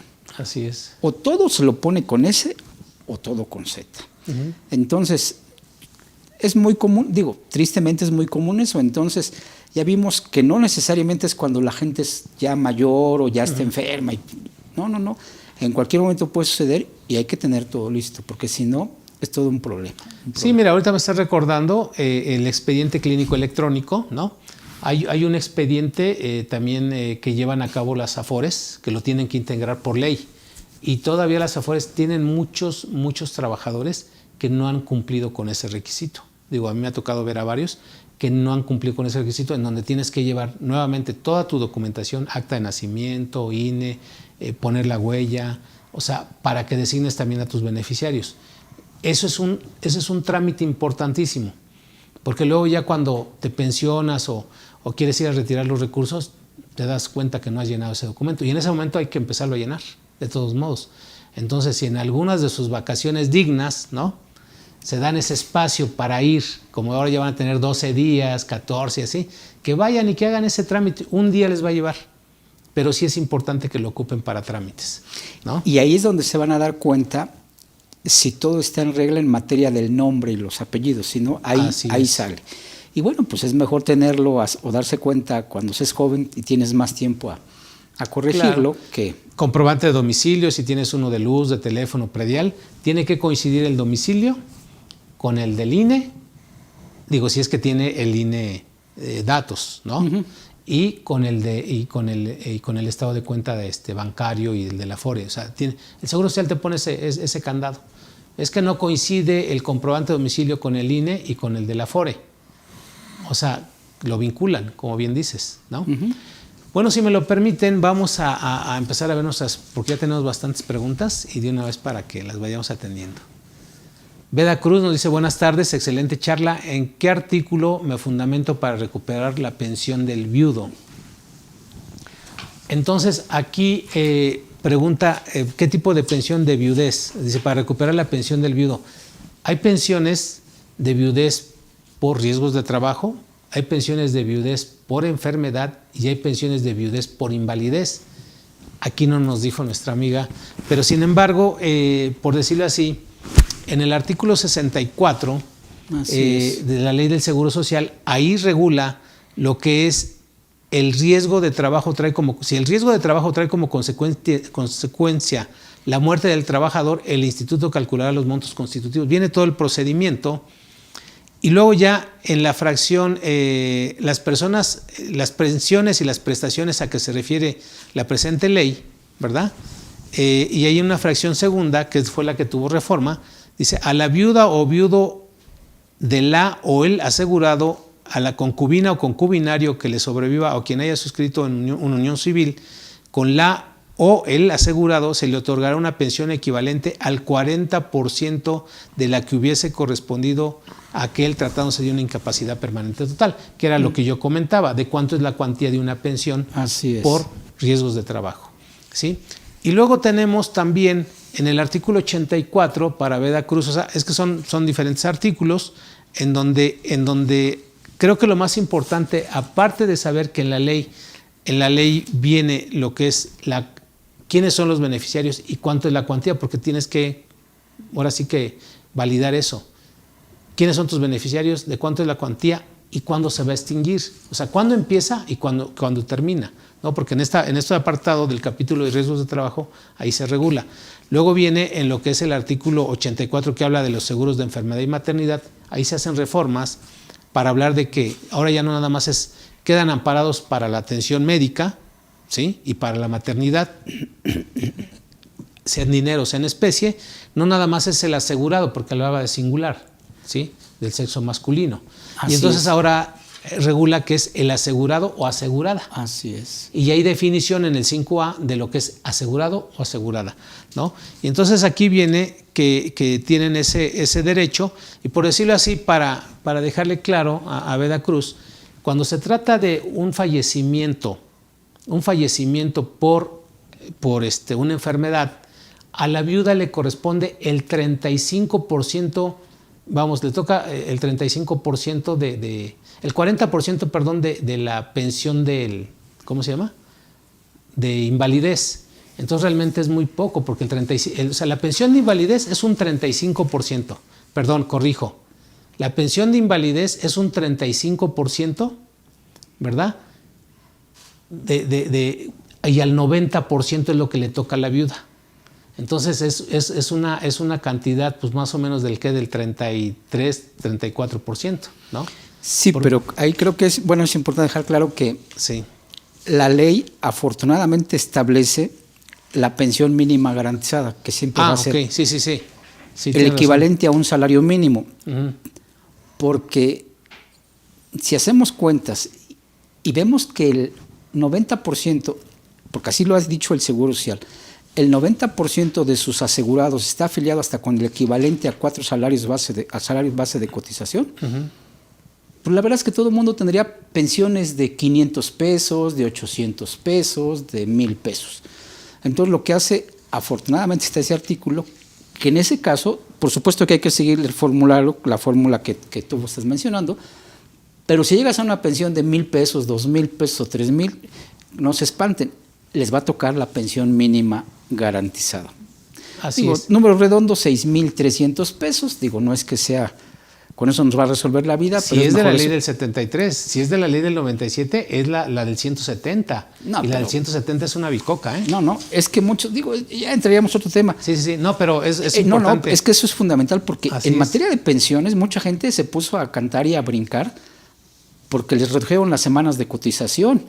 Pero lo que no les dijeron es que, oye, tu pensión que mínimo iba a ser de 6,300, ahora en el 90% va a ser de 4,000 pesos. Claro. Y eso porque soy buena gente, porque les debería de tocar 100 o 200 pesos. Así es. Ya es nada más así les comento algo que... Por eso numéricamente la ley dice, es el 90% de la pensión de invalidez. Luego entonces, si el salario promedio del trabajador es de 1,000 pesos, al 35% son 350. Al 90% pues te quedaría ahí como 340 pesos, ¿no? De 1,000 ya la bajaste a 200 pesos. Así es, o sea, se castiga mucho. O sea, las pensiones más castigadas son las de muerte de un trabajador, o sea, por alguna enfermedad, ¿no? Por cualquier enfermedad, o también lo mismo para el pensionado, ¿sí? Pero el pensionado tiene ahí todavía una ventaja de que tiene otra cuantía, ¿sí? Pero de una persona asegurada que fallece es el 90% de una pensión de invalidez. Y luego entonces, si multiplicamos 1,000 por el 35, por el 90%, esa es la pensión diaria. Eso a lo mejor todavía está por arriba, 200 pesos, a lo mejor todavía está por arriba de lo que es la pensión mínima del artículo 170. Como bien dice Pepe, si ahorita nos está escuchando alguien en donde muere un asegurado de la ley del 73, que venía afiliado desde la ley del 73, ¿sí? O sea, antes del 1 de julio del 97, ahí sí, si la pensión le da de, no sé, 150 pesos diarios, se va a 207 pesos. O sea, si alguien me dijera, oye, ¿cuál es la pensión mínima garantizada de la ley del 73? Que hagan esta multiplicación. O no sé si tú me pudieras ayudar ahorita aquí en Nada más, vivo. en el ejemplo que estabas diciendo, vea nada más, de 1,000 pesos al 35%, pues son 350. Así es. Pero vean, de 1,000 a 350, pues ya disminuye Y mucho. luego al 90. Y luego al 90 queda en 315. Vean nada más qué Y barbaridad. eso teniendo un salario de 30,000 pesos. Pero vamos a ser más realistas. Un trabajador que gana 350 pesos fallece. ¿Sí? 350 por punto Fallece, 35. o sea, un infarto, nada que ver con el trabajo. 122 por punto 90, 110 pesos diarios. 110 pesos diarios. ¿Por 30 días? Por 30, 3,307. 3,300. Ahí hay que hacer una observación. Entonces, si ese trabajador que falleció por una enfermedad no profesional, no de riesgo de trabajo, falleció en un golpe jugando fútbol o en su casa un infarto, etcétera, a ese trabajador le tocaría esa pensión. A la viuda, perdón, le tocaría esa pensión. Pero si ese asegurado era de la ley del 73, ¿sí? Entonces ya le dicen, no, espérame, no es eso, hay una pensión mínima garantizada, porque esos tenían otros fondos, por llamarle así, ¿sí? Otros montos en sus afores. Entonces, ahí lo que se hace es se multiplica, porque también para este año 2023 se multiplica 207 puntos. Si me haces favor, Pepe. Sí, cómo no. 207.44, que es el nuevo salario mínimo vigente en el Distrito Federal. 207.44 por 365 por días. 365, 75,700. Ok, eso entre 12 meses. Entre 12, 6,310 pesos. Eso multiplícalo por 1.11 y le quitas el número que pensaste. Por la No, asignación familiar, ¿no? 1.11, sí, exacto. 6,940. Ese es el nuevo salario, la nueva pensión mínima garantizada para todos aquellos que se vayan a pensionar de la ley anterior, y eso entra para todos, pensionados por cesantía en edad avanzada, por vejez, de la ley del 73, cuando tienen pocas semanas las 500 necesarias, bla, bla, bla. La pensión mínima garantizada para cualquier pensionado, incluyendo los de fallecimiento, de la ley del 73, es eso. ¿sí? ¿6,000 qué? Si nos repites. 6,941 pesos. 6,941. Eso lo van a ver en varias resoluciones porque así lo calcula el Seguro Social. Se llama pensión mínima garantizada conforme a la ley anterior. Si es conforme a la ley nueva, te van a aplicar lo que regule, de acuerdo a tu salario y todo eso, lo que regule el artículo 170. ¿Sí? Sí, a ver, nada más ahí es que como pensión mínima, o sea, ahorita dijimos 100 y tantos pesos, son 3,000 y tantos. Entonces hay que ver si dentro de ese cuadro de los artículos 170, que eso ya son para las pensiones nuevas, que son las pensiones garantizadas, ¿no? Que le llama el Seguro Social. Así es, exactamente. Sí. Bien, vamos a continuar. Por eso dijimos, no es así como que un tema tan fácil, pero sí hay que tener la experiencia, hay que más o menos decirles a nuestros amigos qué es lo que les va a corresponder, ¿no? En un dado momento. Sí, así es. Juanita Guadalupe Oviedo, buenas tardes, excelentes ponentes, muchas gracias, Juanita. ¿Qué pasa cuando una persona cotizó en el IMSS 4 años y en el ISSSTE 14 años en 10º transitorio? ¿Se podrán unificar las cuentas y se podrá alcanzar una pensión? Sí, la ley, ambas leyes ya permiten ahora la portabilidad de semanas cotizadas. Y habría que ver si cumples con los requisitos, porque 4 y 14 son 18 años, yo creo que sí. Entonces sí te suman las semanas y sí podrías tener una sola pensión, porque no es que vas a tener tu pensión del IMSS más la pensión del ISSSTE. Claro. Si las estás unificando las semanas, estás haciendo la portabilidad, solo te va a tocar una pensión. Aquí lo que habría que ver es qué vas a hacer, si pasar las del IMSS al ISSSTE o las del ISSSTE al IMSS. Pero bueno, eso ya es un caso muy específico. Pero sí, dando respuesta, sí se pueden unificar y seguramente sí tendrás una pensión porque ya tienes 18 años. Así es. Bien, Maribertita, ¿un trabajador independiente tiene todos los servicios médicos en el IMSS? Sí, siempre y cuando efectivamente haya optado por la opción de afiliarse como trabajador independiente y es como cualquier otro trabajador con todos los derechos y todas las obligaciones, y ahora con lo que estamos comentando podrá asegurar a todos los beneficiarios o beneficiarias según sea el caso, pero hay que estar en la modalidad de trabajador independiente, que no es lo mismo que él pagara el seguro de atención médica. Ahí claro. sí no, es el seguro de salud para la familia. El seguro de salud para la familia, ese es por persona. Sí se podría asegurar a la esposa, a los hijos, pero habría que pagar la prima, por llamarle así, por cada uno de ellos. Así es.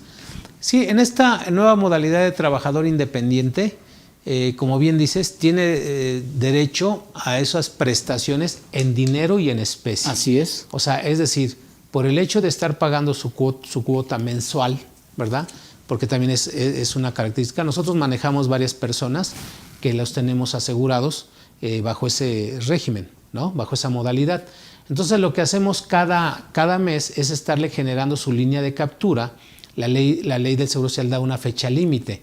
Entonces haz de cuenta, tú, Jorge, eres abogado y dices, bueno, pues yo facturo, quisiera tener derecho también algún día a alguna pensión, ¿no? Entonces lo que puedes hacer es inscribirte a esta modalidad de trabajador independiente. Y obvio también aquí entra algo así un poquito en duda. Decir, oye, tú estás facturando en promedio 150,000 pesos mensuales, ¿va? A veces te va bien, facturas 200.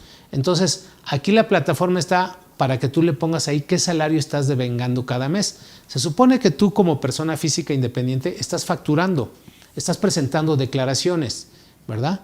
Pero a su vez tú tienes gastos de oficina, de personal. Obvio que tú no puedes, porque ahí el Seguro Social quiere que le declares el salario que tú, el ingreso que tú estás, el ingreso, no el salario, el ingreso que tú estás recibiendo.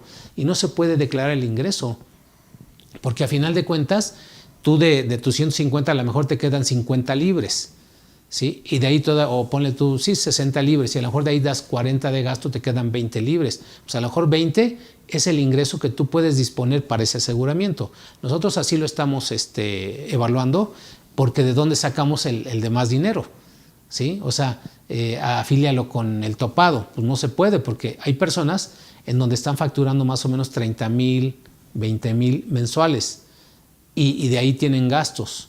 O sea, les quedan libres apenas y el salario mínimo, fíjate, apenas y el salario mínimo. Entonces estamos afiliando con salario mínimo, trabajador independiente. Entonces, siendo como una aseguradora, sus beneficios van a ser también en esa proporción, ¿no? Claro, según la prima Pero que sí, pagaste. sí es importante que conozcan bien el esquema.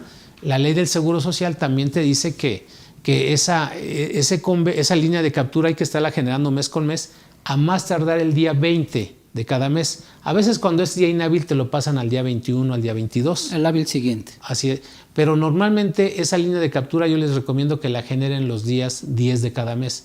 Yo así les digo a los clientes, les digo, mire, vamos a generar las líneas de captura los días 10, a veces hasta los días 8, ¿no?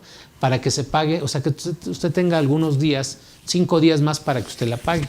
Les enviamos línea de captura y hacen su pago de esa modalidad, de ese aseguramiento. Se paga por mes adelantado, por decirlo así. Ahorita en enero pagamos febrero, en febrero pagamos marzo y así se va encadenando.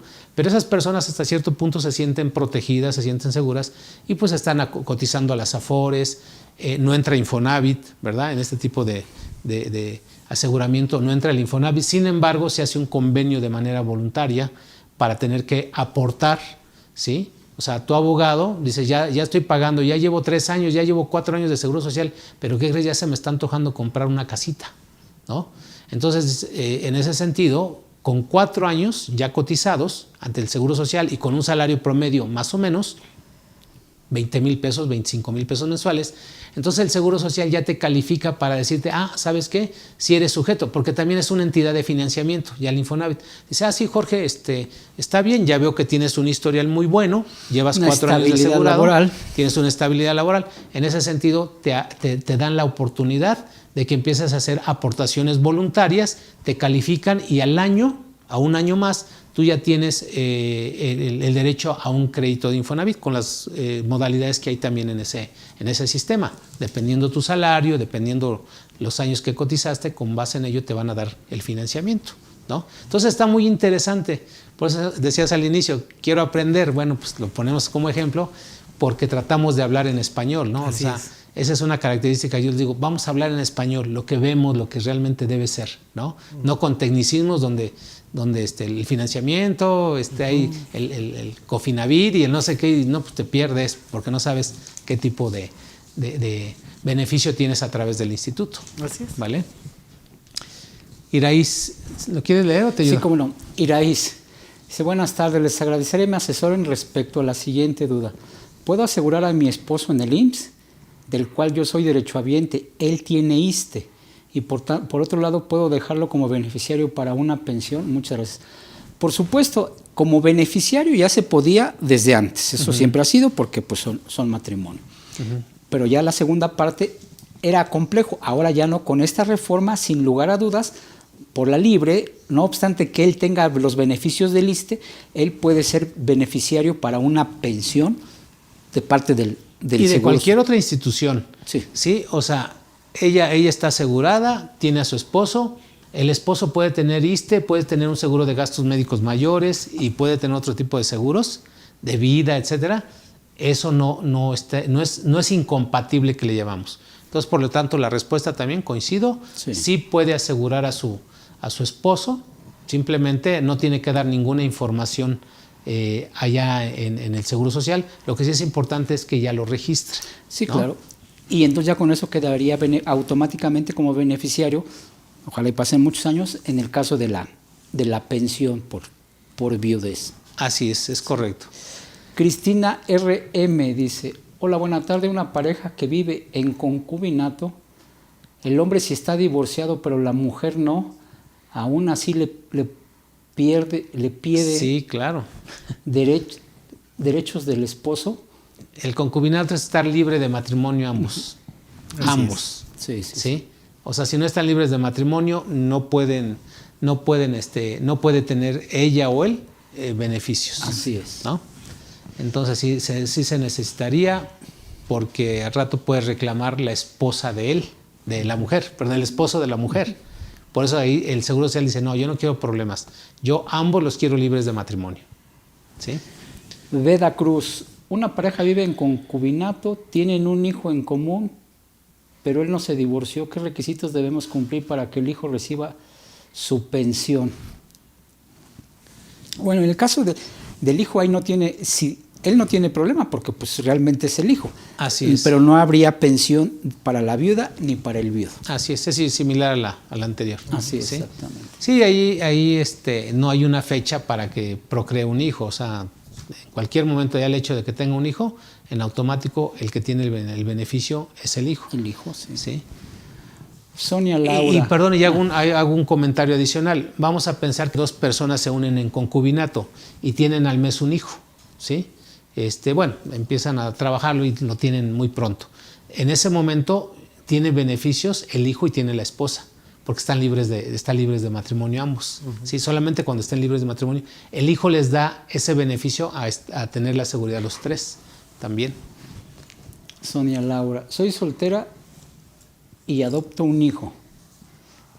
¿Es beneficiario de mis derechos de pensión en caso de que yo fallezca, siempre y cuando sea menor de edad o esté estudiando hasta los 25 años?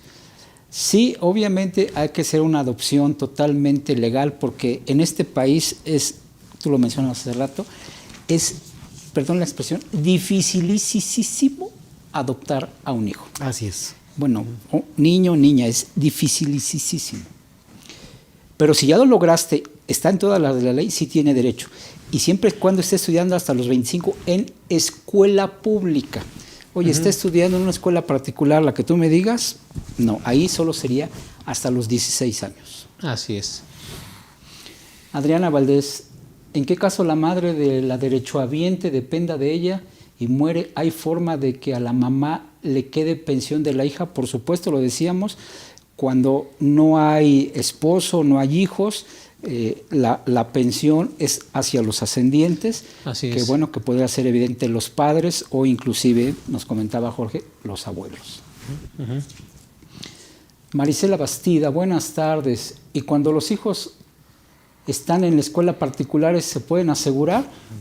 No los hasta los puedes 16 años, nada más. Sí, hasta los 16. Hasta los 16 años. Lo que tú podrías hacer es comprar el seguro de salud, que en números redondos pues, te cuesta 8,000, como 10,000 pesos anuales, para que para que el hijo o la hija tenga derecho a la atención médica, hospitalaria, quirúrgica, farmacéutica, ¿no? Pero tienes que pagar, como yo decía, una prima adicional, unas cuotas que en promedio son como de 10,000 pesos anuales. Es un seguro que se paga por adelantado y insisto en la palabra anual porque te cuesta lo mismo si lo aseguras en enero que en febrero, que en marzo, que en octubre. Son 10,000 hay que evaluarlo también ese seguro, porque fíjate que en el caso de mis hijas, estoy en una escuela particular, ahí se graduaron y todo eso, y toda la vida estuvimos pagando un seguro de gastos médicos y un seguro de vida.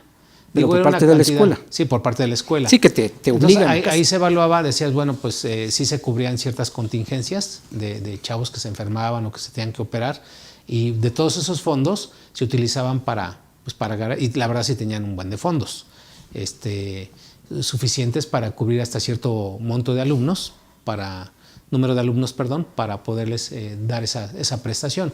Entonces hay que evaluarlo porque luego las escuelas ya te incluyen dentro de la colegiatura ese tipo de seguro, ¿verdad? Seguro de gastos médicos a lo mejor son menores, no son mayores, y si quieren hacerlo a través del seguro social, como bien dices tú, está el seguro de salud para la familia, pero también tiene muchas restricciones, ¿no? Hay que decirlo, o sea, se paga por anticipado, por anualidad, pero tiene ciertas restricciones para no cubrir ciertos tratamientos, ciertas enfermedades, correcto. Ciertos padecimientos. Sí. Incluso lo que siempre excluyen es la cirugía estética en todos los casos. El Seguro Social nunca te va a cubrir cirugía estética, salvo por algún accidente de trabajo, ¿no? En donde haya un daño. ¿Se sigue llamando facultativo ese seguro? No, ya perdió ese... En algunos todavía están utilizando ese término, pero es seguro de salud para la familia, okay. Que era el famoso seguro facultativo, que era un seguro voluntario, ¿no? Okay. Pero tiene la misma esencia. ¿Sí? Se cobra por individuo, ¿no? Y hay que hacer un convenio y un examen previamente ahí médico, y que también todo eso son requisitos que te piden, ¿no? Someterse a los exámenes aseguradora. Médicos. Y que no es un examen médico, sino te dicen, ¿padece usted de alguna enfermedad? ¿Y desde cuándo? Y bla, bla, bla. O sea, ese es el examen médico que te invitan para que en función de ello te digan sí o no eres aceptado en ese convenio del Seguro de Salud para la familia. Marisela Bastida, y están en posgrado. No, pues menos, ¿no? No, pues ahí tienen que tomar esta opción, ¿no? Tomar Sí, esta opción exactamente. definitivamente. Sonia Laura, ¿puedo adoptar a un nieto y puede ser beneficiario de mis derechos? Dijo el abogado, ahí sí no sé. No tiene que ver parentesco. Para la adopción no tiene que ver parentesco. Entonces, sí, no. Aquí, por ejemplo, en este caso, yo veo como una situación de que no podría entrar ni lo que hablamos de matrimonio, concubinato o sociedades de vínculo civil, porque en este caso el parentesco no permite en esa situación. Podría yo que a lo mejor, quería usar la pregunta para ver qué nos decía para... Que si puede adoptar a un nieto. Un nieto. Pues es que es descendiente, y no sé si como descendiente puede entrar en el beneficio. Obviamente habiendo de que no hay hijos de por medio. Porque a lo mejor lo que quiere ella es saltarse al hijo y que se vaya directamente al nieto. Claro. Entonces yo pienso que por ahí es el tema. Porque ya de hecho ya hay beneficio por Esta el es la tema pregunta, de perdona. una descendencia. ¿Puedo adoptar a un nieto? Un nieto. ¿Y puede ser beneficiario de mis derechos? Yo creo que son dos preguntas. A sí, la vez no, que no, se sí. unen, ¿no? Que se unen, Sí, claro. pero... Si no se da la primera, pues evidentemente sí, la no. segunda y la respuesta es no. Es no. No, perdón, pero digo, a reserva de hacer un análisis, porque yo creo que no, porque mucha gente lo haría. Si ya estoy viejito, adopto a mi nieto que tiene 15 años y le va a quedar una pensión de 50 años, pues no, yo creo que la respuesta es no. Es una pensión de orfandad, ¿no? A reserva de hacer bien el estudio, pero de entrada la respuesta, en mi opinión, Sí, yo ahorita también a lo quemarropa estoy es no. pensando que no, porque sí se puede tomar como una estrategia. Sí, Decir, no, pues ya va a fallecer, que lo adopte y darlo de alta en el seguro para que le deje la pensión si no se puede a los hijos, pues menos a los nietos. No, imagínate, pues ¿no? la persona tiene 20 años, va a vivir a las 80, 60 años de pensión, no creo, ¿eh? Así, imagínate, la pensión es de 65,000 pesos. Aunque fuera de y dice, 10,000. si quiero dejársela a mi nieto, en un 20%, ¿no? Claro. Ok. Luego dice Maite T, dice, ¿puede el asegurado afiliar a una niña de 11 años si solo es hija de la esposa? Pues yo digo que no. La que lo podría afiliar es la mamá, pero él no. Pues Yo creo que ahí está el caso que planteamos hace rato, sí, ¿no? Como sociedad de convivencia. Digo, es muy difícil, pero ahí qué relación tiene para poderla justificar. Para mi gusto, hacía quemarropa, la respuesta es no es descendiente, como habíamos dicho, no es Así es. descendiente. Sí. No hay un tema de reconocimiento en este caso. Yo podría usar código a detalle de que nos platique a detalle la situación, la opción de la sociedad de convivencia.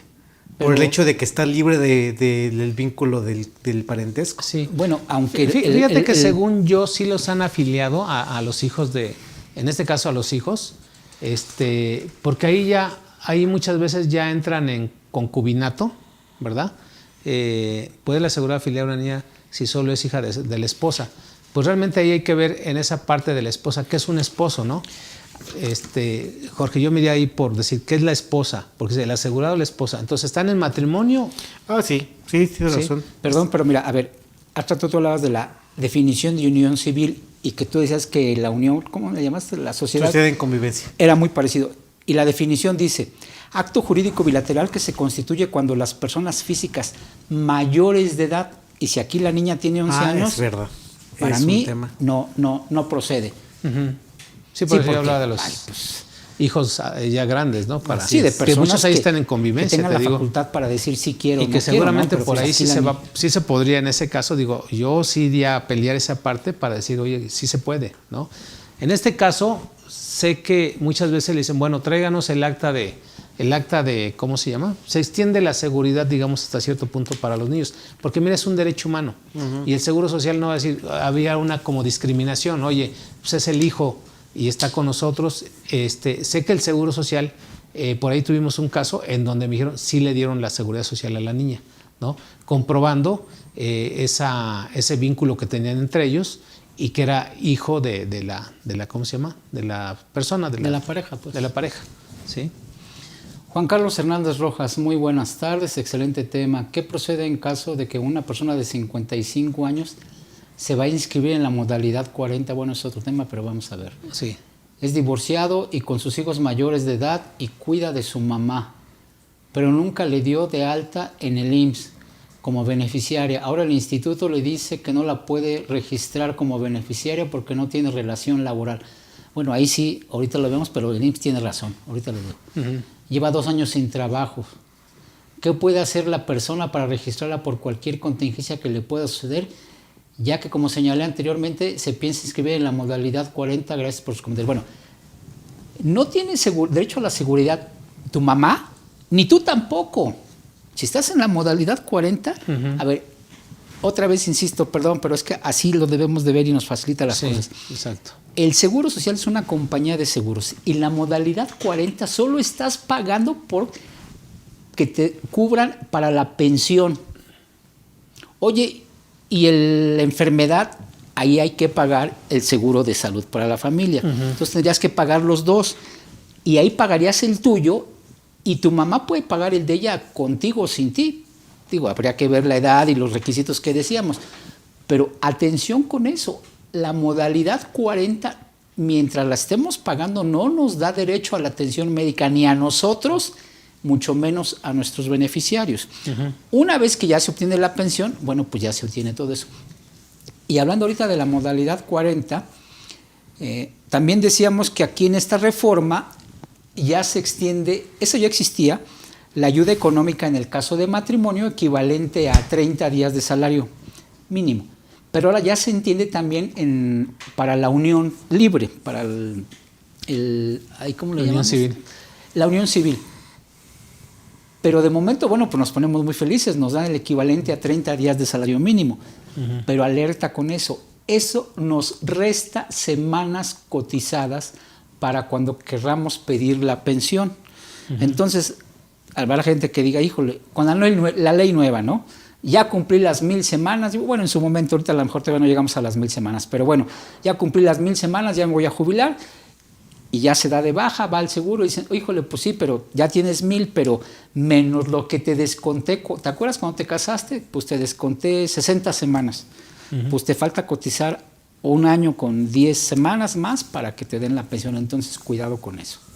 Así es. Sí, pues definitivamente son incompatibles relación laboral con modalidad 40. Sí, no, entonces aquí yo lo que le quiero nada más alertar a Juan Carlos es que cuidado, porque ni tú tampoco tienes la seguridad social. Pero ya le diste la solución, o sea, entra la modalidad 40, contrátate el seguro de salud para la familia, para ti, para tu mamá, y así te la llevas durante el tiempo en que vayas a estar pagando la modalidad 40. Así es. Una vez terminado, entonces sí ya solicitas tu pensión y la puedes registrar como beneficiaria, fíjate, y ahí como beneficiaria de ella. Hasta que tengas la pensión, exacto. Ya cuando tenga la pensión, exactamente. Y comprobando la dependencia siempre y cuando no haya la pareja, etcétera, lo que ya platicamos. Sí, ¿no? Sí, claro. Sí, porque no va a tener pensión la mamá, los hijos y la abuelita, ¿no? No. Claro. Veracruz. No, Entre Susana, hermanos, ¿no? Puede ser ascendiente. Es la de arriba, Susana Monroy. Perdóname, Susana. Buenas tardes, licenciados. Mi papá es pensionado y tiene un hijo recién nacido. Ahorita me cuenta que no tiene ninguna relación con la mamá de su hijo. A falta de mi papá, ¿puedo yo apoyar con algún trámite que la pensión sea para el menor o le corresponde a la mamá del anterior? Pues aquí, como dijimos, hay que revisar el caso específico. ¿Está divorciado o no está divorciado? ¿Hay concubina, no hay concubina? Y en dado caso, para que tú puedas apoyar al menor, tú tendrías que ser la tutora para poder pelear la pensión. Si no, pues no. Pero hay que revisar todo el expediente completo. Claro. Sí, fíjate que, es algo similar en el que me tocó una persona que se pensionó a los 70 años de edad y le dieron una pensión con un 20% más. Haz de cuenta de lo que daba el cálculo, ¿no? Entonces estuvo checando con varias firmas, varios contadores, etcétera, que le dijeran por qué le estaba dando más el seguro social. Y fue casualidad de que yo le dije, a ver, pues vamos a checar, présteme su resolución de la pensión, a ver qué fue lo que pasó. Cuando tomo los datos, por casualidad en mi computadora estaba esposa, no, hijo, sí. Y resulta que le estaban dando la asignación familiar del hijo. Y le digo, oiga, pues una pregunta así muy discreta y muy fuerte. Le digo, oiga, disculpe, ¿usted tiene hijos menores de 16? Dice, sí. Le digo, ¿de cuánto? Dice que 14 años. Tengo uno. Ah, pues por eso le están dando esa cantidad adicional. Dice, fíjese, y nadie me supo decir. Digo, bueno, pues yo fue la verdad casualidad. No se lo dije, pero ahí le atinamos. Entonces tienen que tomar en cuenta que esto aplica, no importa la edad, pero sí, siempre y cuando lo manifiestes y lo registres en tiempo. O sea, tuvo que comprobarle que era su beneficiario. Dice, es que sí me acuerdo que en el seguro me preguntaron que llevara mis actas de nacimiento de mis hijos. Sí. Y las llevé y me las regresaron, pero pues yo creo que se quedaron con la del menor. Pues sí, por eso le estaban dando una asignación familiar, ¿no? Beda Cruz, entre hermanos puede ser ascendientes, ya que una hermana depende de su hermano, viven en la misma, cada hermano no trabaja. A mí supongo que dicen en la misma casa la hermana no trabaja. No, para mí no, porque son hermanos. Ahí no son hermanos. Pero ahí es lo que te comentaba, Jorge, que yo en esto de la unión civil, decir, oye, pues somos hermanos, estamos en convivencia, aportamos, vivimos en el mismo techo, tal, y porque no te pide otros requisitos. Sí, no, o sea, entonces yo creo que hacia allá va, porque sí se va a dar esto de que pues entre hermanos nos apoyamos. Sí, totalmente de acuerdo, porque sí, la ley de seguro social no menciona, no acota, y nos manda las leyes secundarias, y la ley secundaria que más se parece a esa figura es la sociedad en convivencia, claro, que es la que yo puedo interpretar en un sentido más estricto, pero evidentemente, como dices tú, puede ser más amplio, porque la ley de seguro no lo acota. Claro.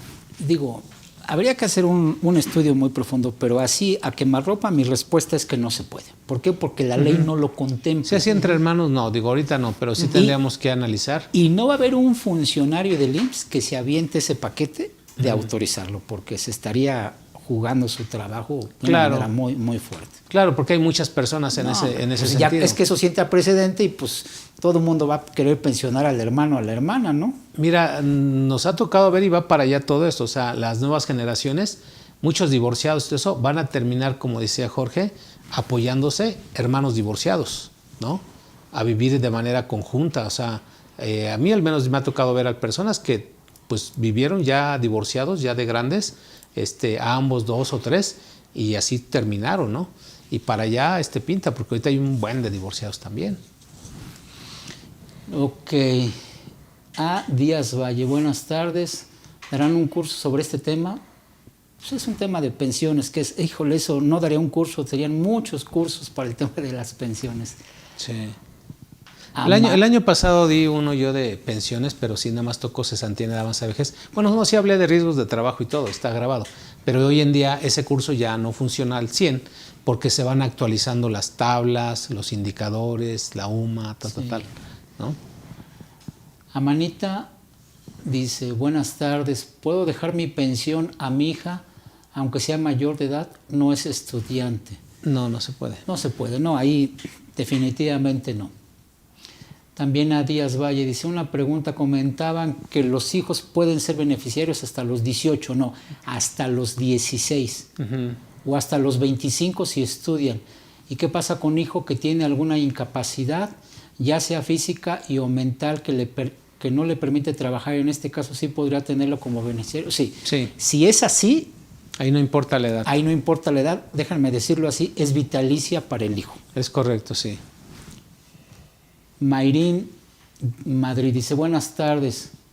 De una pensión por modalidad 40, si aún no se termina de pagar y fallece la persona, ¿pueden recuperar algo sus beneficiarios o se pierden? No. Quien tendrá derecho es igual otra vez la esposa, los hijos. Eso es como si estuviera trabajando normalito. Quien era el beneficiario, cumple con todos los requisitos, sí tendrá derecho. Es como si fuera muerte por un accidente o por un riesgo de trabajo, una enfermedad. Cualquier trabajador a los 50 años aplica exactamente igualito, ¿no? Sí, fíjate que nosotros tuvimos un caso en donde nos solicitaron que se les hiciera las corridas financieras para entrar a la modalidad 40. Y efectivamente dijimos, bueno, pues si eres candidato, te diste de baja hace 4 años. La ley te permite que puedas pagar retroactivamente la modalidad 40, hasta 5 años, licenciado. Fíjate qué interesante. Entonces aquí nos llegan a los 4 años, dice, oye, fíjate que quiero entrar a la modalidad 40 para que mi papá se pensione y todo eso. Pues mira, tenemos una buena noticia, podemos pagar retroactivamente la modalidad 40. Se hicieron todos los cálculos y se pagó la modalidad 40 de ahí. Y todavía de ahí se siguió pagando todavía como 4 meses y fallece el trabajador, el asegurado. O sea, muy triste la noticia, entre comillas, pero digo, y con todo respeto, ¿no? Por si no digo nombres ni nada de eso, pero al mismo tiempo yo esa parte del consuelo, vamos a llamarle así, le dije, mira, digo, Dios sabe por qué hace las cosas, pero a final de cuentas, mira, pagamos la modalidad 44 años. Todavía se pagaron 4 años más, 4 años más. Meses, dijiste. 4 meses más, perdón. Y la idea era ya nomás un año más para que se llevara una pensión de unos 38,000 pesos. Entonces, desafortunadamente fallece y en ese momento, bueno, pues ya la viuda, que ya la teníamos registrada y todo, entonces tramitamos la pensión de viudez y le dan como 16,000. Qué bueno que se hizo eso. Dentro de lo malo, qué bueno que se hizo eso, que se pagó retroactivamente, porque eso ayudó en los fondos, en el salario. Entonces a la viuda le tocó pues ese 35%, ¿verdad? El 90% de ese 35%. Entonces fue que le dieron esos 16,000. De otra manera le había tocado 5,000 pesos de pensión. Le dije, mira, sirvieron los fondos para poderle subir su pensión. Así y su es. mamá quedó pensionada con eso, ¿no? De la persona que nos había contratado. Pero digo, cómo a veces pasan las cosas, lo pongo como ejemplo porque cuando fallece un asegurado, en ese momento, si hay beneficiarios, por eso hablamos en principio de quiénes son esos beneficiarios. Claro. Quienes estén viendo este programa y que no lo alcanzaron a ver en un principio, es importante que vean la primera parte, Así que es de la importancia que tienen los beneficiarios, ¿no? Así es. Aquí Mayra Leticia Cervantes González. Si mi número de seguro social me lo dieron cuando estudiaba en la preparatoria, pero empecé a cotizar en el 1998, tendría derecho a una pensión por ley 73, ya que mi número es antes del 97. No. Para efectos de la ley del seguro social, el número que vale es la fecha en que te aseguraron como trabajador, por primera vez en tu vida como trabajador. Es decir, el número de estudiante no te sirve para efectos de la pensión y en tu caso específico solo tendrás derecho a la ley actual, a la ley 97, 97. sí. No, incluso algunos números de seguro social de estudiantes coincidían, ya después, antes del 97, empezaron a coincidir con los números de seguro, o sea, era número único. Entonces, aunque a nosotros ha tocado... Aclara que empezó a trabajar Hasta en el 98, sí, pero el número lo tiene con fecha antes del 97. De estudiante. Así es, entonces de estudiante. Entonces, pero hay algunos que utilizaron el mismo número de estudiante para, en este caso vamos a pensar que es el mismo que tiene ella, de estudiante como para trabajador. Ahí le empiezan a reconocer a partir de que empezó a cotizar, como trabajador. a pagar como trabajador, exactamente, y se le llaman semanas reconocidas. Sí, entonces en este Porque caso, antes no tenía semanas, o sea, no hubo una relación laboral, no hubo una retención, no hubo nada, ¿no? Sí, no, digo, y para mayor certeza, ahí lo que se hace es, tienes que sacar de la página del IMSS tu historial de semanas cotizadas y solo van a aparecer las de 88 en adelante, entonces la ley anterior no te aplica en este caso. Así es. Noemí Horta, muy buenas tardes. Mi papá tiene pensionado alrededor de unos 30 o 35 años y que sufrió un accidente y fue pensionado, pero siempre ha recibido una pensión mínima.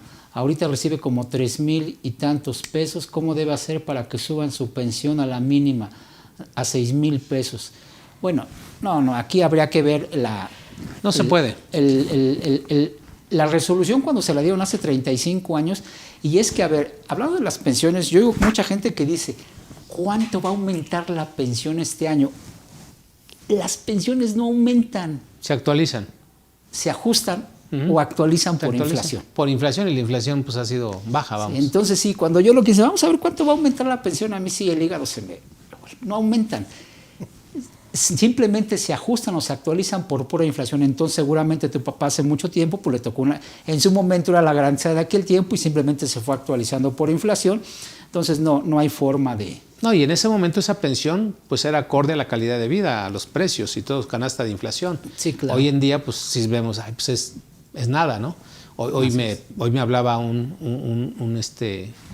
trabajador en donde me decía, oye, fíjate que tengo a mi mamá, también el mismo caso, con una pensión que le están dando, no sé, como 95 pesos diarios, o sea, 2,700 al mes.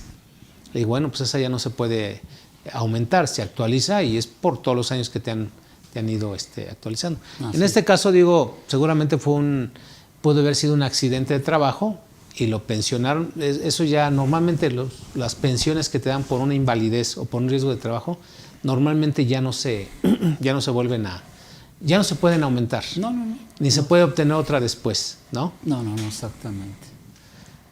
Mari García, buenas tardes. ¿Una persona que ya no está afiliada al IMSS puede registrarse al IMSS como trabajador independiente para seguir acumulando semanas de cotización? Sí, la respuesta es sí. Así es. Veda Cruz, en la ley 97, ¿qué modalidades existe para pensionarse? Sí, perdón, quiero hacer un comentario porque fíjate que ha habido una orientación por ahí por parte de algunos asesores donde dicen, pues sí, métete como trabajador independiente. Oye, ponle el que quieras, ¿no? Pero ¿qué crees? Que no están dados de alta en el SAT. No presentan declaraciones. Entonces, obvio que el Seguro Social en cualquier momento puede revisar las pensiones que ya esté pagando incluso, de los trabajadores que solicitaron su afiliación como trabajadores independientes. El Seguro Social tiene una facultad de 5 años hacia adelante para poder revisar todos los hechos. Y si empieza a revisar que nada más pagaste la seguridad social, pero que no declarabas, claro, es otro tema, pues oye, espérame, pero se van a tener que ir a la defensa. Dice, entonces en un juicio en donde compruébame que eras un trabajador independiente, ahí también hay que dejar en claro que no necesitas ser profesionista, ¿sí? No. Son personas que prestan sus servicios personales. Servicios personales es muy diferente a servicios profesionales. Son totalmente diferentes. O sea, no necesitas ser profesionista para entrar a ¿sí? Pero también los servicios personales tienen que contribuir al gasto público, o sea, tienen que pagar impuestos. Ejemplo, oye, yo vendo tamales, ¿puedo entrar a este esquema? Sí. ¿Estás dado de alta en el RFC? Sí. Estoy como régimen simplificado de confianza. Perfecto, o sea, estás calificando para hacer las cosas bien, ¿no? Entonces, en ese sentido, oye, hemos tenido esos casos de personas que venden tamales, que venden elotes, que venden cafés, ¿no? En los carritos estos. Entonces, a ellos sí se pueden afiliar, pero simplemente sí debemos vigilarles que tengan su registro en el RECICO, que pagan sus impuestos, ¿no? Que hacen su factura global. O sea, si es un trámite, pero ahí se les apoya administrativamente porque pues, ellos nada más lo que saben es pues, vender y vender bien. Entonces se les apoya con toda la parte administrativa y fiscal, con la parte de la seguridad social y de esa manera nunca van a tener una preocupación.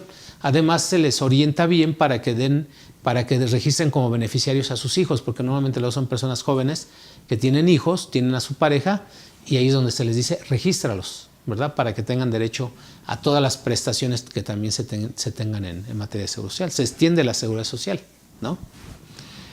Bien, pues ya en las últimas preguntitas.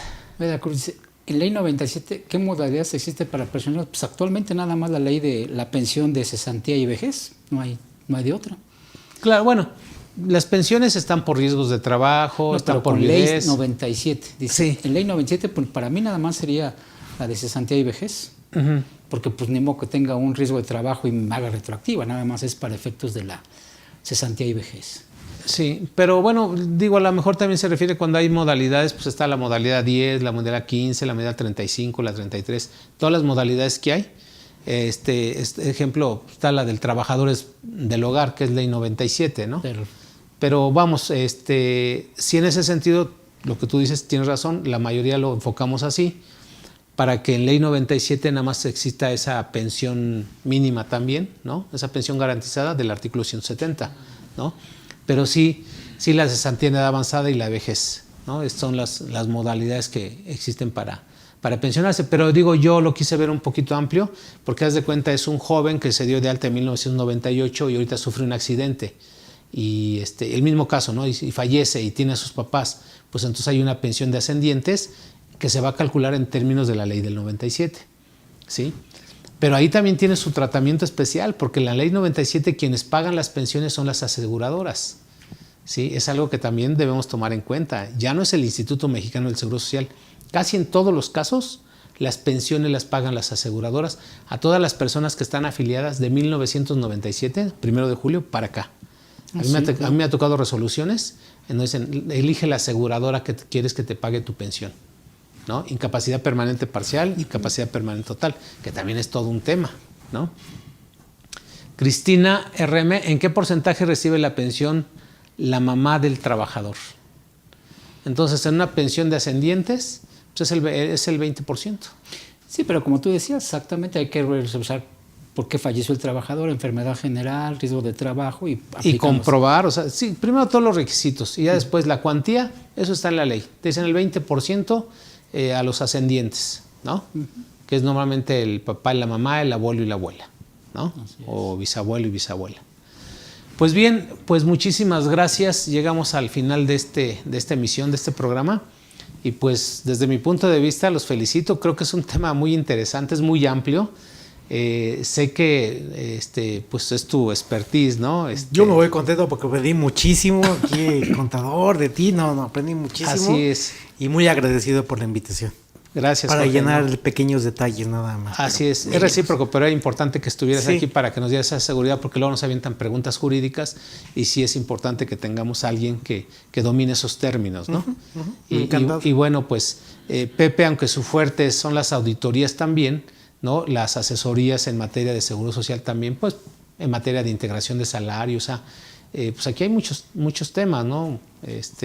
Riesgos de trabajo incluso, o sea, hemos estado dando cursos aquí en materia de riesgos de trabajo también, pero a veces esto tiene que ver, digamos, las pensiones con temas de riesgos de trabajo. Y digo, aquí por ser un programa nada más así de plática, pues se les ponen ejemplos, pero la verdad ya cuando estamos en un taller o damos un curso, ahí sí nos vamos con casos reales, o sea, y cálculos, ¿no? Porque pues salen cálculos unos 200, no sé, digo, de todo esto no hablamos de asignaciones familiares, no hablamos de ayudas, ayudas asistenciales o de subsidios, ¿no? Entonces el Seguro Social, estas indemnizaciones en el caso de la viuda que contrae matrimonio y que le dan sus 3 anualidades, ¿sí? O lo mismo un trabajador en un riesgo de trabajo, vamos a pensar que se vuela la uña en un riesgo de trabajo. Cuando va al Seguro Social y lo evalúan, su incapacidad es del 16% más o menos. La incapacidad, o sea, es incapacidad permanente parcial. Entonces le evalúan en un 16%. Entonces calculan su salario, ¿sí? Vamos a pensar que gana 1,000 pesos. 1,000 pesos por el 70% son 700. Por el 16% que vale la uña, ¿sí? Y luego de ahí lo multiplican por 60 meses porque son 5 anualidades. Fíjate, no le dan una pensión mensual cuando tienes una evaluación de menos del 25%. Entonces, en este caso dices, vale el 16. Bueno, pues el salario base por el 70 por el 16 y eso por 5 años. Y te dicen, aquí está tu chequezote. Eso es lo que vale ese pedacito de vida. O sea, a mí me tocó ver pagos de 120,000 pesos que se volaron. Digo, imagínate cuánto vale la mano y cuánto vale todo. Híjole, ahí entra más un tema muy delicado porque... Y quien nos está escuchando va a decir, va a volar la uña. No. no, para nada. El IMSS hace una investigación y si descubre que fue accidental, a propósito intencional, no te van a dar nada. Aunque te hueles el dedo o la mano, no te van a dar nada. Entonces, y se revierte. Cuidado se revierte. Con eso. Es una presunción de fraude. Verdaderamente un accidente, pero no provocado ni intencional. Cuidado con eso. Sí, qué bueno que lo comentas porque... hay las restricciones que no se consideran riesgos de trabajo y ahí vienen. Estaba alcoholizado, no, pues ya acabamos, 0. Así es, o jugando con el compañero. Sí. Todo eso, están las excepciones, hay que cumplirse muchos requisitos. Por eso yo siempre dije, 3 veces en el programa, artículo 8 de la Ley del Seguro Social. Para tener derecho a las prestaciones, ya sean dinero en especie, tienen que cubrirse todos los requisitos que establecen las leyes, la ley del Seguro Social y los reglamentos. Y aquí algo que es muy importante, a lo mejor todo está bien, pero simplemente el trabajador no estaba haciendo uso completo de todas las medidas de seguridad. No sé si fue la semana pasada o antes pasada, visité una planta y un trabajador no traía las botas de seguridad, todos, pero este señor andaba en tenis. Si le hubiera pasado algo, primero revisan que el patrón le haya proveído las herramientas. Si el patrón se las dio, pues a lo mejor no le tocaba nada. ¿Por qué? Porque él no siguió las medidas de higiene y seguridad. Entonces, cuidado con eso porque, híjole, obviamente el seguro va a investigar hasta el último y si no procede, así haya fallecido, no le van a dar un quinto. Y bueno, pues ya que vayan viendo su declaración de grado de riesgo, ¿no? Para el mes de febrero. Sí, exactamente. Bueno, amigos, pues eso es todo. Los esperamos en la próxima emisión. Cuídense mucho. Hasta luego, gracias. Hasta luego.